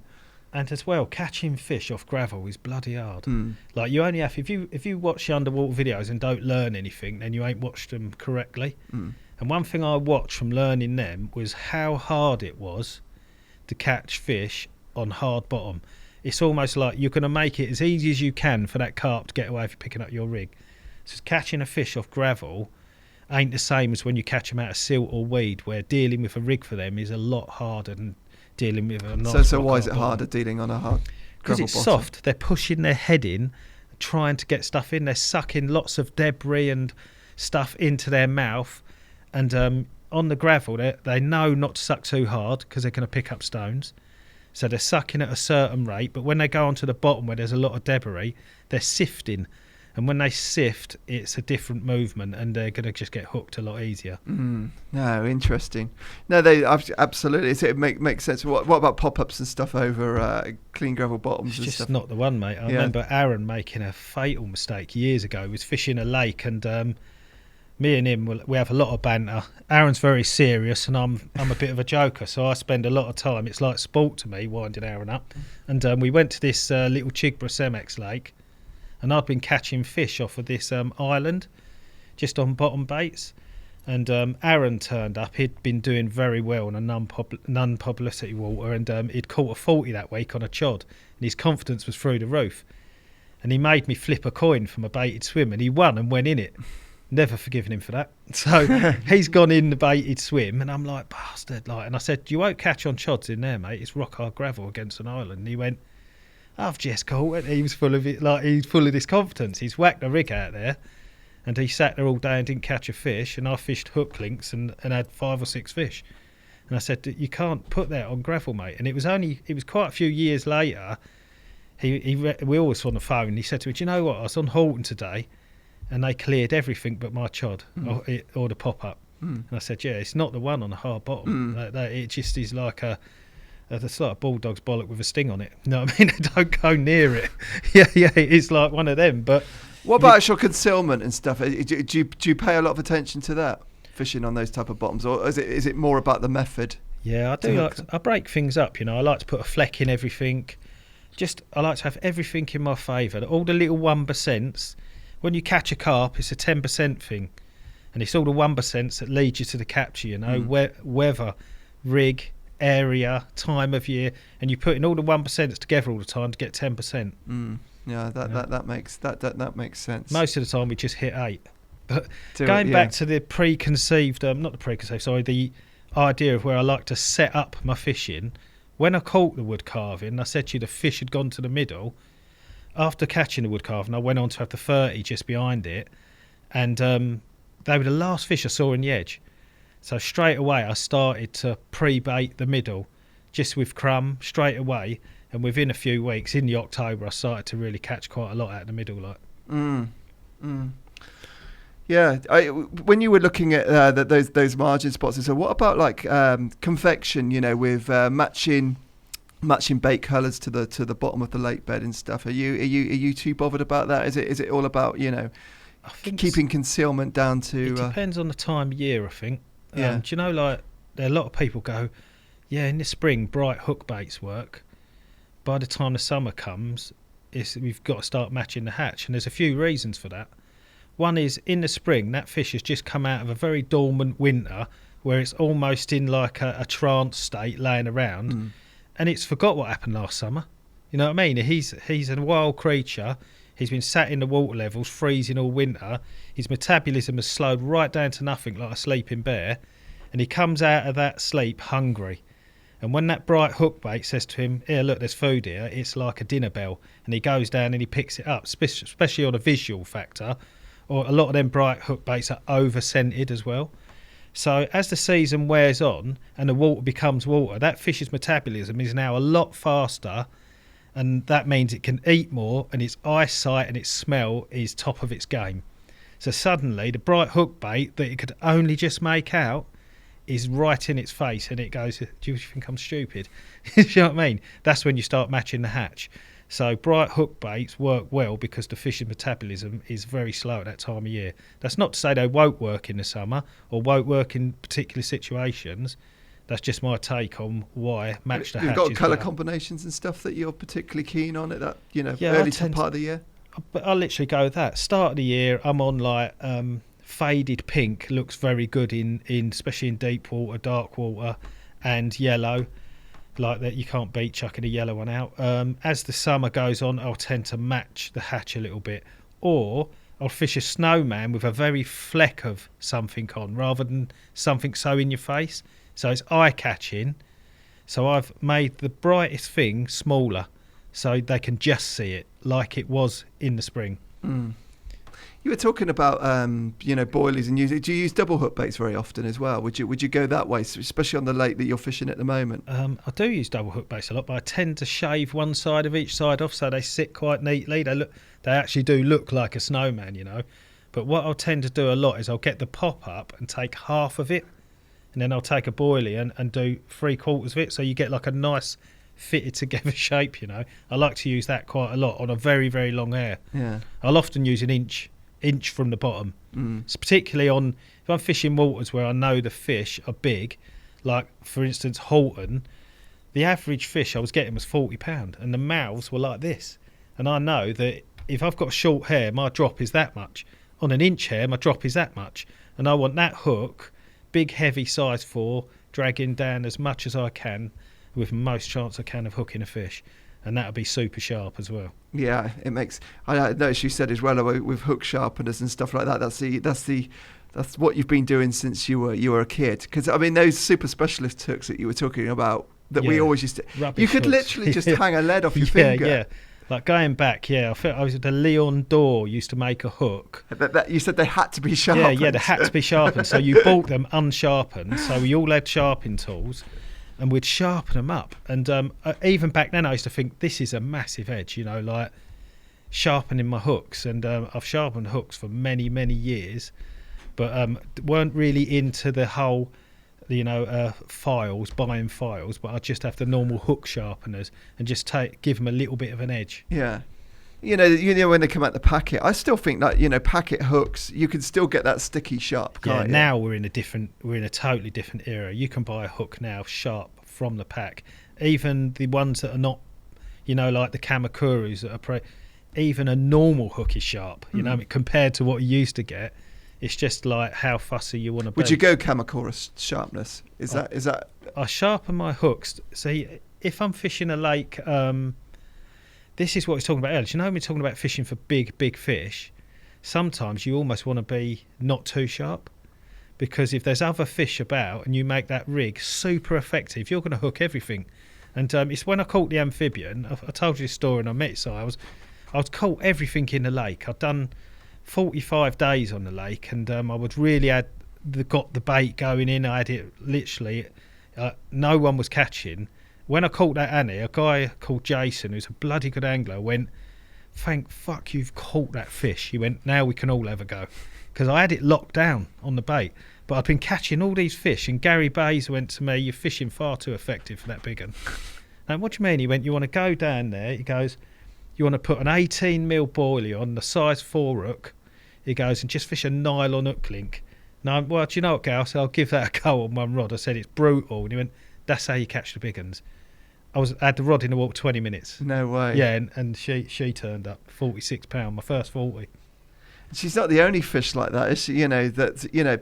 Two-tone and fish like that, they were so well known for being quite crude. Yeah. They're a great big creature, and if you've got the most effective rig out there, which we're all told, you've got to have the most effective thing on, you are going to catch everything.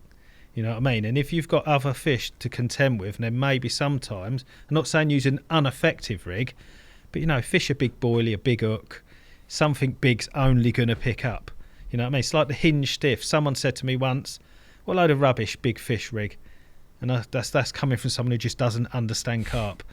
An 8-pounder or a 10-pounder swims up to a 2-inch pop-up and a size 4. It's brutal. It's like an anchor. But to a 40-pounder, it isn't. It's perfect. Yeah, it's perfect. It's made for that fish.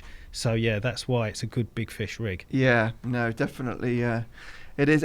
But do you still feel as well with those type of rigs that they've still got longevity, even though, as effective as they can be, if the fish are seeing those type of rigs, regularly, you probably need to adapt a little bit. Yeah, I think everything's forever changing.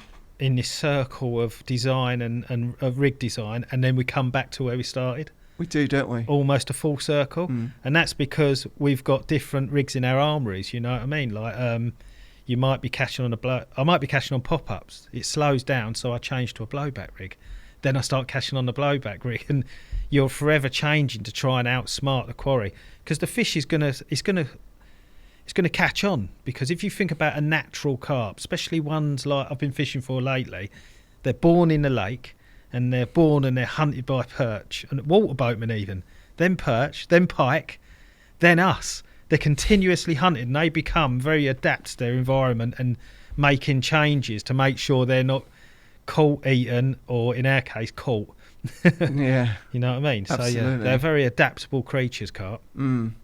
Talking of really big carp, like really, really big carp, we got some footage of an 85-pounder that you caught in Croatia. I mean, 88. You're taking some weight off me. Did I? You took a few pounds off. I know, Sorry, yeah. 88 pounds. 88 pounds, yeah. Did you ever think you were going to catch a fish that size? Is that something that you've been out filming a lot with ridge monkey and stuff, haven't you? I mean, was this always a kind of ambition of yours to fish for something this sort of size? Not really. What happened, Si? We're looking at the video now. This is sometimes when you see an 80-pounder, you just don't get an idea of the sheer size of it, do you? It doesn't fit in a landing net. You know what I mean? It's a massive carp. Ridge monkey trip. I'm gonna get royally smashed. That's a wrap, isn't it? I spent 2 days drunk after that. Yeah, I'm not surprised. Look at the size of that. Yeah. It was crazy. You can see the fish has got a lump on its cheek. Yeah, I see that. Yeah. That fish, it hadn't been seen for 3 years. So when we was going there, I hadn't heard the story, but Dan, who I was fishing with Dan at the time, Dan Hawkins, and he said he'd been told this story about this fish with this lump on its cheek that was a 70-pounder and had gone missing. And when we was there, it was going, there's a 70 to 75-pound fish in here. It's got a lump. And I hadn't heard the story, so I'm playing it. And I've had it on for 25 minutes. It's one of the hardest fighting carp I'd caught. I knew I was in trouble because the rod was creaking. I'd never had that. It was like an old barn door as I was playing it. And when the fish come up, Dan turned to me and he said, it's the one with the lump in its cheek. But I didn't know what he was on about. So anyway, it's literally, we had to force it into the net. And if it had gone £100, I wouldn't have questioned it. It was the biggest fish I'd ever seen in my life, you know. Yeah. What was the lump then? Do you know? Do you know? Apparently it'd been there for years. I think it was just old scar tissue. Yeah. But anyway, it hadn't been caught in 3 years. And we weighed her and she was £88. But I sat there that night. It was crazy because never in my carp fishing life I've never really gone abroad much really till I joined Ridge Monkey. I was always a bit of a social with the mates in France. All my serious fishing is done in the UK. Ain't till like you open your eyes to what's out there, you think, bloody hell, there's a lot of good fishing in the world, and I'm being a bit blind to it. Yeah, but I'd caught this fish, and we all sort of was over the moon because we was making a film for Ridge Monkey, and in the evening everyone left. It was probably 1 or 2 o'clock in the morning, and I was sat there, and I'd had a few drinks, and I remember I just sat there and I went, £88. And I couldn't believe it, you know what I mean? It was like the best moment in my carp fishing. I never thought Really? I'd hold a fish that big, you know Yeah. what I mean? And it's like anything. I remember catching my first 20 and going, that ain't it, I'm catching another one, and that ain't it, I'm catching another one of them. You know what I mean? It's coming. Yeah, yeah. But can you see yourself catching bigger fish than that now? Then Yeah, I'm gonna. Yeah, You're going to. I'm yeah, going. I'm yeah. gonna find them. Yeah. I've been lucky since then to have caught quite a few 60s and quite a few 70s. Yeah, and they're out there. There's bigger fish out there, but they're few and far between at 40 kilos. Ridge monkey. I mean, do they like? I mean, do you find with these films as well, these big fish is what really is getting the viewers as well? I mean, who comes up with the ideas for these films? Paul, the guy that owns Ridge Monkey, he sort of comes up with a location, and he'll run it by. Normally, he'll send me a few messages. What do you reckon on this place and that place? He sent me one recently, and he said, "Look, there's a lot of fish in there." Because I tend to like we've recently been to Oriana and done a video on Oriana, which is really challenging water. And I like that kind of fishing. So the kind of fishing I do in England, there is that kind of fishing abroad when you look for it, outside of the holiday environment. And I said, oh, what's the biggest in there? He said, £100. I said, book it. There's £100 in there. It's a ridiculous carp, isn't it? I went to Euro Aqua, and it's not everyone's cup of tea. And when we was driving there, I was exactly of that. You know, I wouldn't pay this kind of money to fish a lake for the week, and you know, they've got beer and Wi-Fi in the swim. This ain't really my kind of thing. I want to go somewhere wild. And then when we got there, and I walked around the back of the Out of Bounds, and they said, yeah, there's 4 to 5 fish in here over £100, and there was a common laying in the water. And I'm not joking. I could not believe the size of this common. It was maybe this thick across his back, and the bailiffs come walking around, and I said, there's a common in there. He said, oh yeah, I know. He said, it hardly ever comes out of there. I said, well, how big is it? He said, well, it was out last 4 years ago at £96. Oh dear. And you think people assume these fish are getting caught week in, week out. They're not, are they? And they're No, not. no. I made a lot of assumptions before I started fishing abroad, and What was the feeling after that session on there then? I mean, crazy. I caught a 70 common and a 66 mirror, and it was just good fun. You know what I mean? It was real good fun. Take it for what it is, really. Yeah, that's it. You take it for what it is. It's not the same. Oriana was a whole different beast. You know, 30 miles of water, 100 foot deep, like masses and masses of miles of. It's just an amazing place. And when your bite alarm goes, you don't know what's in there. You know what I mean? That's a massive buzz. Like You're hearing those big fish at night, aren't you? And it's Yeah. a different sound, isn't it? there's So- something about catching fish as well that haven't been caught, or maybe have never seen a hook. And like when I go back to the big reservoir fish, them fish, they probably hadn't seen hooks. You know what I mean? I knew the lake hadn't done a bite in at least 2 years, things like that, and that gets you buzzing. You know what I mean? You think, wow, if I can catch one out of here, I've sort of achieved something. You know, like I said earlier, if you are living inside your comfort zone, you won't grow. You know what I mean? I like to be outside my comfort zone. You said this, yeah. Yeah. When you're outside your comfort zone, you're learning and progressing. Inside your comfort zone, you're just you, and you've got to be bigger than that. You know what I mean? And it's on them kind of waters you will be. It's taking gradual steps with that sort of stuff as well, isn't it? It's just it's taking one step at a time and just examining yourself a little bit. Why do you think a lot of people are resistant to trying to challenge themselves? I think we live in a convenience world, don't we? We can have our food cooked for us and pick it up. You can have your rigs made, you can have your bait made. Everything is on convenient. Suddenly it's not convenient. There's a lake in front of you that's 450 acres, or in that case in Women's in Spain, 30 miles long. There's no convenience. You can't control a beast like that, and you've just got to go and try it. And it's better to try and fail to not try at all, you know what I mean? Which I know is a cliche, but yeah, I'd rather go and experience it than not experience any of it. You know what I mean? You've got to... Is it quite infectious as well? Once you... Oh, yeah, 100%. I've always been that kind of... Like, right from Yateley, I was so out of my depth. I love being there. Outside the comfort zone is where you've got to be in life, physically. If I go to the gym, I'll do something, and I think, I'm not outside my comfort. Let's get there. You can find it, push yourself. It's just round the corner. And that's where things are great. Yeah. You know you're alive there. No, you do. It's an amazing feeling. But so you always have to push yourself to the limit. Do you ever take your foot off the gas then and just try and ease back a little bit on stuff? I suppose, of course I do. Yeah, sometimes I go fishing with my mates and we try and catch a load of fish. Like some winters, particularly winters, I'll find a local lake that's got a lot of fish and enjoy my fishing. Not that I don't enjoy, but the fishing that really gets me buzzing is when, I'm like, shit, I could fail here. You know what I mean? I could fail. Like I could fall flat on my face. But you know what? I don't care. When you look back at your campaigns with different fishing, I mean, are there certain lakes and certain fish that really stand out for you? Probably the reservoir fish. The big reservoir fish. Them.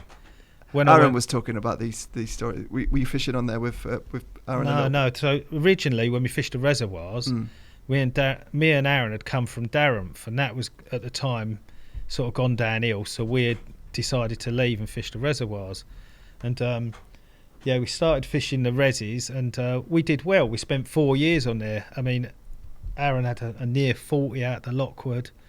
We learned absolutely loads, and I learned how quick fish can move and then be susceptible to capture.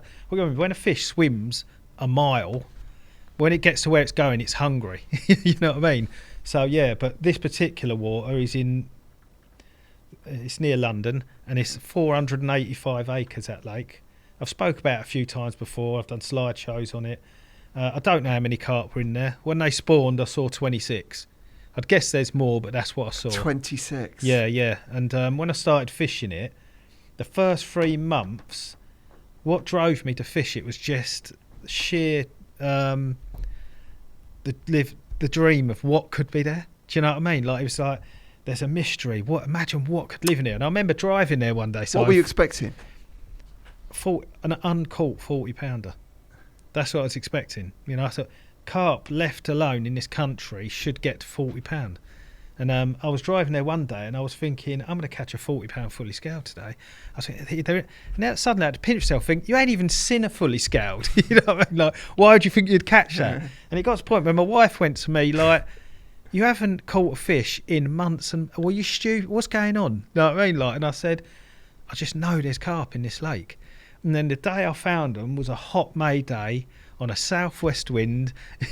Exactly everything I knew had been there. I've been baiting spots for months with tigers. Tigers are a very good bait to pre-bait with when you don't know what's about, because a tiger will sit on a spot for absolutely ages before it floats off, where a boiler go mouldy in, say, 72, more than that, a week, a boiler start popping up. A tiger, 3 months. And I'd had spots for 6 weeks with tigers on. Suddenly they were gone. And I thought, that ain't coots. They'd left lines. They'd left all marks. There's pictures in my book of all these marks.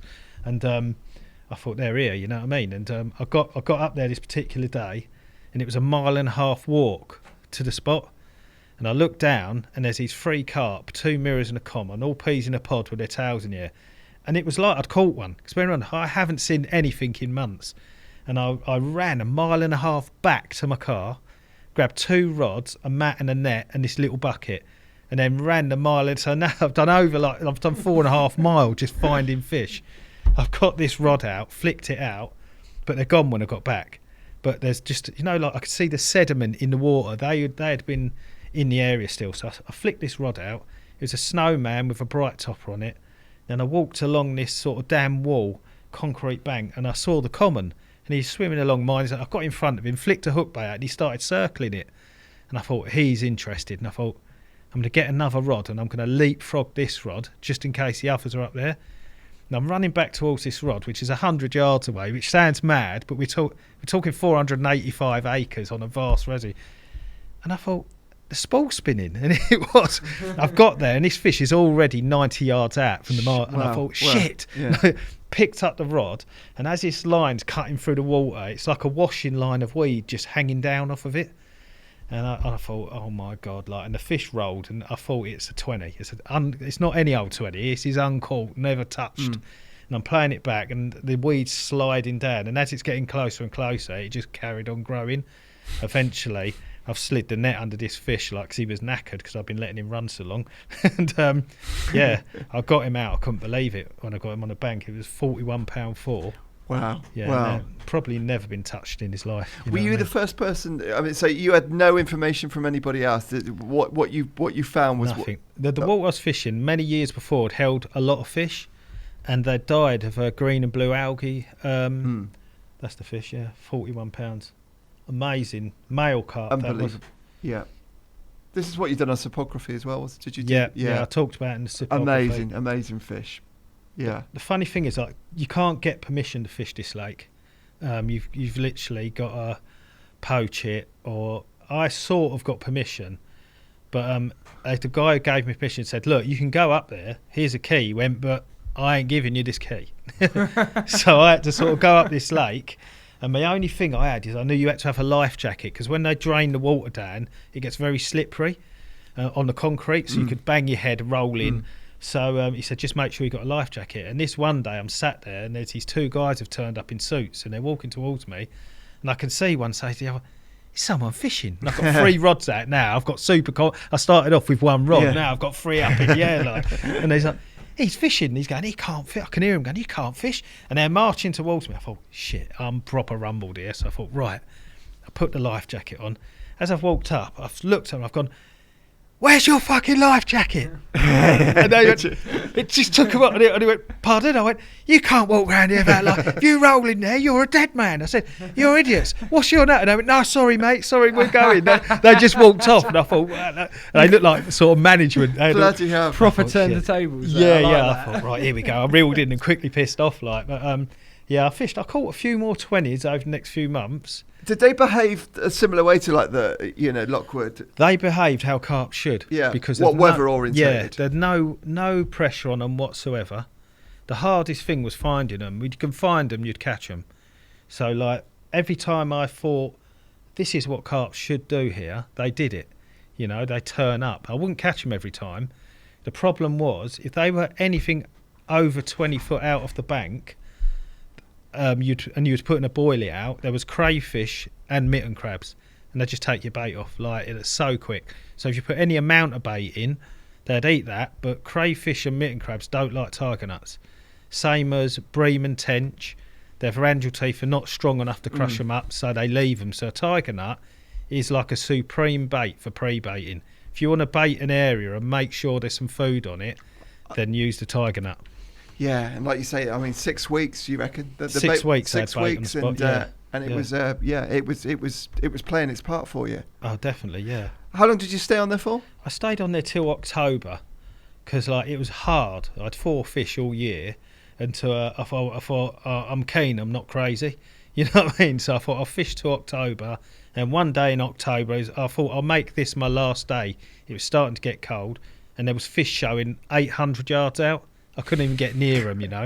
800 yards. What I did, I had 2 days in a row, so I spotted as far as I could, and then put it in a clip, and I basically just spotted these tigers. And I can tell you, at the time, it was about 30 something wraps, 35 wraps, and I thought I could have gone to 40, but if the wind turns in your face, you ain't getting 10 wraps out. So the next day I've turned up to fish this spot where the tigers are, and it was nice and flat calm, and I got 2 really good casts out long, and then dropped one off this inlet where cut fish would get. Anyway, the wind started to get up, and the first fish I saw was at about 800 yards, then 600 yards, and I could see them literally coming on the wind. Oh, sorry. And these fish are coming down this reservoir on this wind, and I saw the last one in and around the bait, and I thought, they're sat there, they're on me, like, and the middle rod, it bleeped, and the rod just pulled over and stayed there, not a run. And I thought, do you know what? I'm going to hit that, and I picked it up. I'm not joking you. This fish flat rodded me for over. I couldn't do anything with it. It's a nutcase of a carp, and I'm thinking, gee, have I foul hooked it or what? And in the end, I managed to slow it down, and I played it in. It fought all the way into the net. By this time, the water level was so low, I was having to put a stake in the bank. And I had a cord, like a 2-ton cord, and I'd clip it on my life jacket and slide down. So if I got a fish, I knew I could get to it. And I've played this fishing, and I've got it in the net. And I've now got it in the net. I hadn't figured out how the hell I was going to get it back up this massive concrete slope. So I left the fish where it was, pulled myself up, got my mat, slid down. I slid it onto the mat, and then just inched this big mirror all the way back up to the top. It's like he's doing a mountain rescue, Honestly, isn't it? yeah. There was a guy at the time. He was doing some repairs, and he come walking down. He said, "Have you caught a fish, mate?" I said, "Yeah." He went, "Bloody hell! I didn't think there was fish in here." Like, and I said, "Yeah." Like, and I've lifted it up, and he's done my photos for me. This guy. Yeah. And I thought, that's right, he's a builder. No one will know this guy, you know what I mean? Yeah. Because I didn't obviously want everyone knowing what was going on. Anyway, he said, "Yeah, I've got a mate that's a fisherman. You might know him, Tom Dove." And I thought, fucking hell, of all the people in the world. Oh, what are the chances? yeah. I went, "Oh, yeah, I know Tom." Like that, yeah. I think but I think Tom knew. I spoke to Tom about the reservoir a couple of times. Like, I should have done more on there, you know. Yeah. I should have gone back and had another year on there. But by that time... Do they like the middle areas, or do you tend to fish around the rims of those sort of waters? them reservoirs, yeah, that's the mirror I had. Amazing. Probably one of my favourite mirrors I've ever caught. Yeah. Yeah, she's amazing. I found the next year I did go back and have a dabble, and I found her dead. Oh. Just washed up in the margin, and yeah. How long do you think those fish have been in there for? We're looking at a I would say 80s. apple sliced dirt. Yeah, Yeah. 80s time, yeah. Right. Yeah, I did see a stocking record once for Walthamstow reservoirs, and they stocked this particular reservoir as well. Mm. And they were all 80s, and they were back as far the early 70s, but I would guess they were the ones from the 80s. But just about as good as a carp gets. It is, and it's such a Yeah. wild environment. Yeah. When you look at those pictures here and think, that's in this country as well. Yeah. It's quite it's in a city, isn't it? And, not far from the city. I mean, few of the fish have been moved now. They've had permission to move them because what it is, they don't want people fishing up there because it's quite dangerous. I can imagine. With the banks, so you gave those guys some good advice there. Yeah. They've been moved now back to the reservoirs. Not all of them. They'll always be fishing there. You'll never get everything out of that kind of environment. But yeah, the behaviour-wise, it's like anything. Them big reservoirs, they love a wind. You know what I mean? You only have to fart and they're on it. They're going on it. There's a little breeze, you'll see the fish moving on them. Because a lot of people, and I say this to the listeners that are nude carp fishers, don't understand why fish follow wind. And the reason fish follow wind is the surface blows one way and the underneath goes the other. And if you ever look in a river, you'll never see a fish sitting with flow up its gills. So when you've got that action, the fish will turn and it will move into the flow and it will end up on the windward bank. It's nothing to do with food. You say, "Oh, it blows it doesn't blow any natural food there unless it's the odd fly." The reason they feed when they get there is because they've just done a swim. They're now hungry. They're an animal and they want to eat. And then you get clouding up and you'll see them feeding on the windward bank. What you get, I don't know, on the reses, the first day of a wind would be brilliant. The second day, they would be 50 yards off it. The third day, they would disperse wherever they wanted. And that was a pattern I saw on all of them. What do you think's going on there then? I don't know if the flow almost locks itself. I really don't know. If I said I knew, I'd be lying. But yeah, it was a pattern I saw all the time. It was very rare if you had a continuous strength wind that they would stay on it for more than a day and a half. But really, the best fishing on those venues was some sort of a wind on there. Yeah, oh yeah, big windy south. I've got up before when I'm not going fishing and there's been a wind blowing. I used to fish the reses and I go, I'm gone. I'd be in the car loaded and gone. Like one of my best days ever on the Lockwood, I had a treble take, which was unheard of. It's 90 acres with, 50 carp. And I got on a brand new southwesterly wind and I was playing one fish and then on the right-hand rod and the middle went. And I got that in, started playing. And when I was playing that one, the other rod went and I landed two of them and lost one. You think the whole population of the lake are pretty much packed up together then? Yeah, like 100%, yeah. They were down there loving life in the oxygen, like they're jumping and crashing around. I mean, I know we were just talking about tigers and baiting up and stuff, but does that play a massive part, or is it really just being there on the right conditions then? So we're talking about two different things. So weather conditions are great, and when you learn how to react to them, it's even better, and that's part of what I call watercraft. Bait and what you need the bait for is the same but a whole different thing, because when I'm fishing tigers to either get away from tench, when I fished a quarry I literally couldn't fish a boilie because I was getting 10 tench a night. It was almost a punishment. So I changed to fishing tigers immediately, the first night I did it, I had 4 fish to £37. And you think, I've done something right there. And at the time, I just thought, tench don't like tiger nuts, carp do. It was that simple to me. Further on down the line, listening to Simon Scott, like, he's like a knowledge of carp, and he was talking, I was listening to that, and he said, yeah, tench, the pharyngeal teeth ain't very and I thought, oh, that's why that happens. So you're forever learning, your curves are forever going, you know. Yeah, so bait, with bait, I think, yeah, that's what I say to you, you've got to find the bait for the situation. Yeah. The rig, without trying to make people get confused. It's a bit like lead clips. I fish lead clips over gravel and hard spots. I fish helicopter rigs over soft bottom because I know I can move the top lead and present the rig. So it's like, it's all things you're going to learn as you go on, but not try to confuse people. When I do a tutorial with someone, I try not to baffle them too much, but to give them some good solid advice on what to do in situations, you know.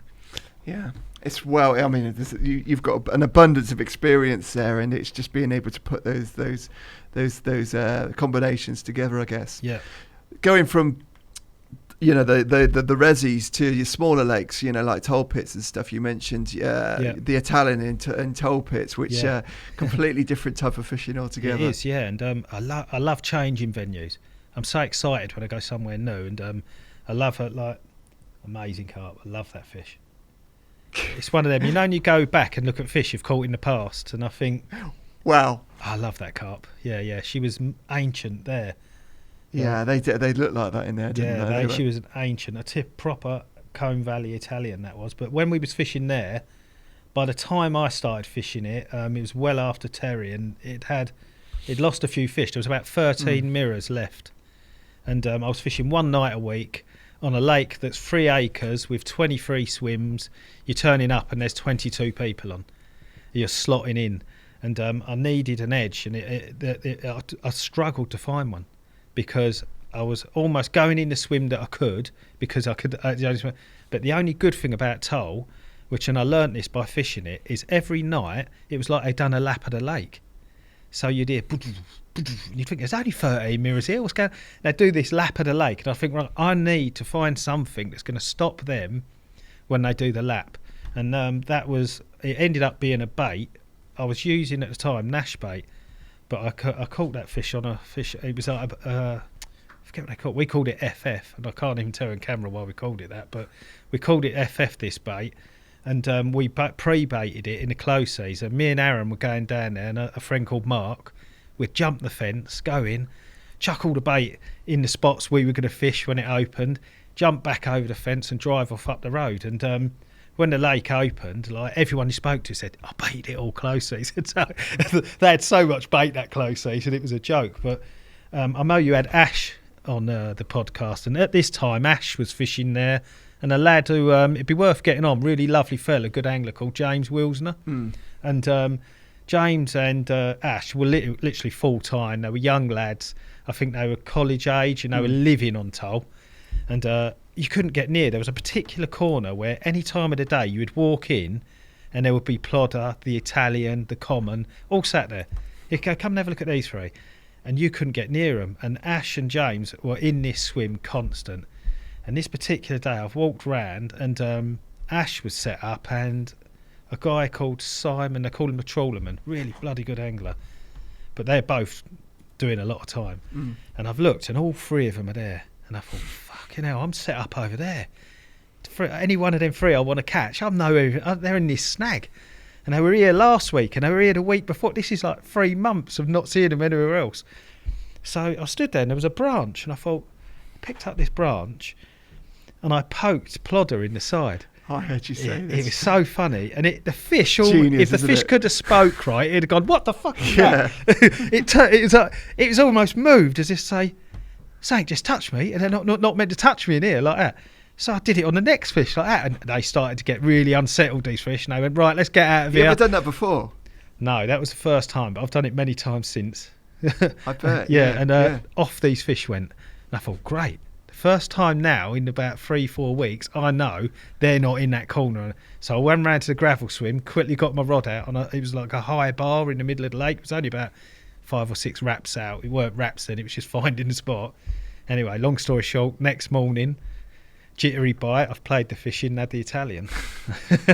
That was properly mugged off, wasn't it? Yeah. It was like, I know at the time I should have felt guilty, but I didn't, because I had one night a week and these guys were full time. You know what I mean? It was like. Did they carry on the pattern of just showing around the lake like that then, Dave? Was that something that they continued? That was more of an autumn thing. So through the summer they would spend a lot of time under them snags, but come sort of September time, they would start showing around the lake every night. Yeah, it was crazy. Even when one night I was there, it was freezing, and they still did it. You know what I mean? I'll put zigs out, and but they really were very tricky carp. And them fish that live in small lakes like Sutton, Tull, and even today, like the lake I've been fishing lately, they become very adept at dealing with rigs, because it's like if you give that fish a rig to deal with every day, soon gets bloody smart at picking up rigs. But the reservoir fish don't see a rig for weeks. When he comes up to a rig, so he's well caught out, because he's like gets caught quite easy, because he's not expecting there to be a hook. Just the lake that's small. Entirely opposite challenges, aren't they? I watched Plodder spook off my rod one day. It came in and it lifted a bit of line up on its front peck. It was feeding, and I watched the line go across its peck, and it was almost like someone froze it. It went dunk. Yeah. And went like that, and then this fish pushed his fins back like this, went 3 foot, turned around, swam off. And I thought, how switched on them fish were to their environment of being fished for. Scary, isn't it?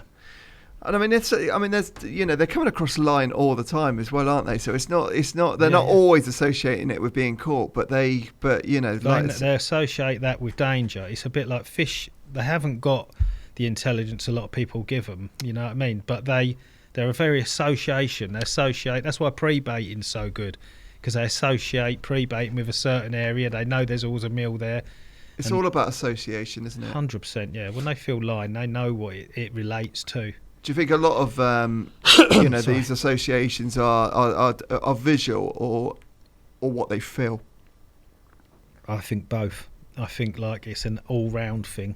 Feel, because at night they're not probably seeing a thing, but they still know when they're swimming into a bolt tight line or to a dangerous situation for them.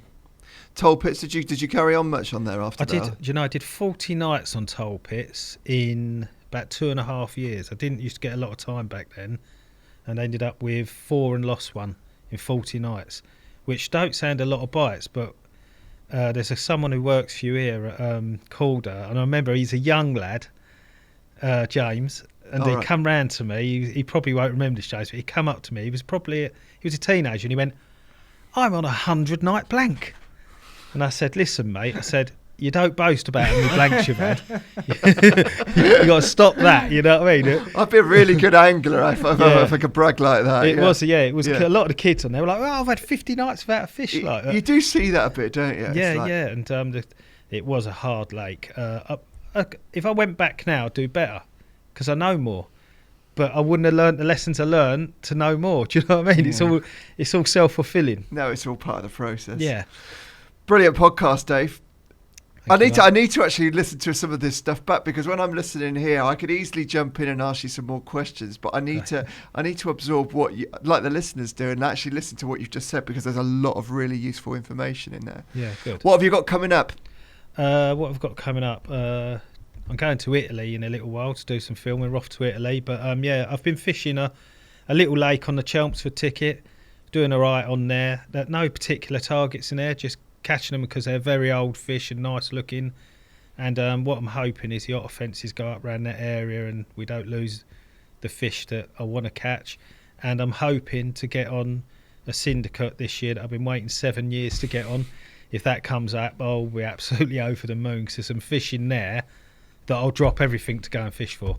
You know what I mean? Like the common's going to have to go on the back burner if them fish come along, because time is value, isn't it? And some of these fish are getting on, and you've got to go and catch them while they're still here. Some of those would look good in the old Levy photo album, wouldn't they? Too right, but yeah. Well, thanks very much for coming on, Dave, anyway. No problem. Thanks for having me, mate. Thanks. Cheers. Cheers, Toby. Cheers.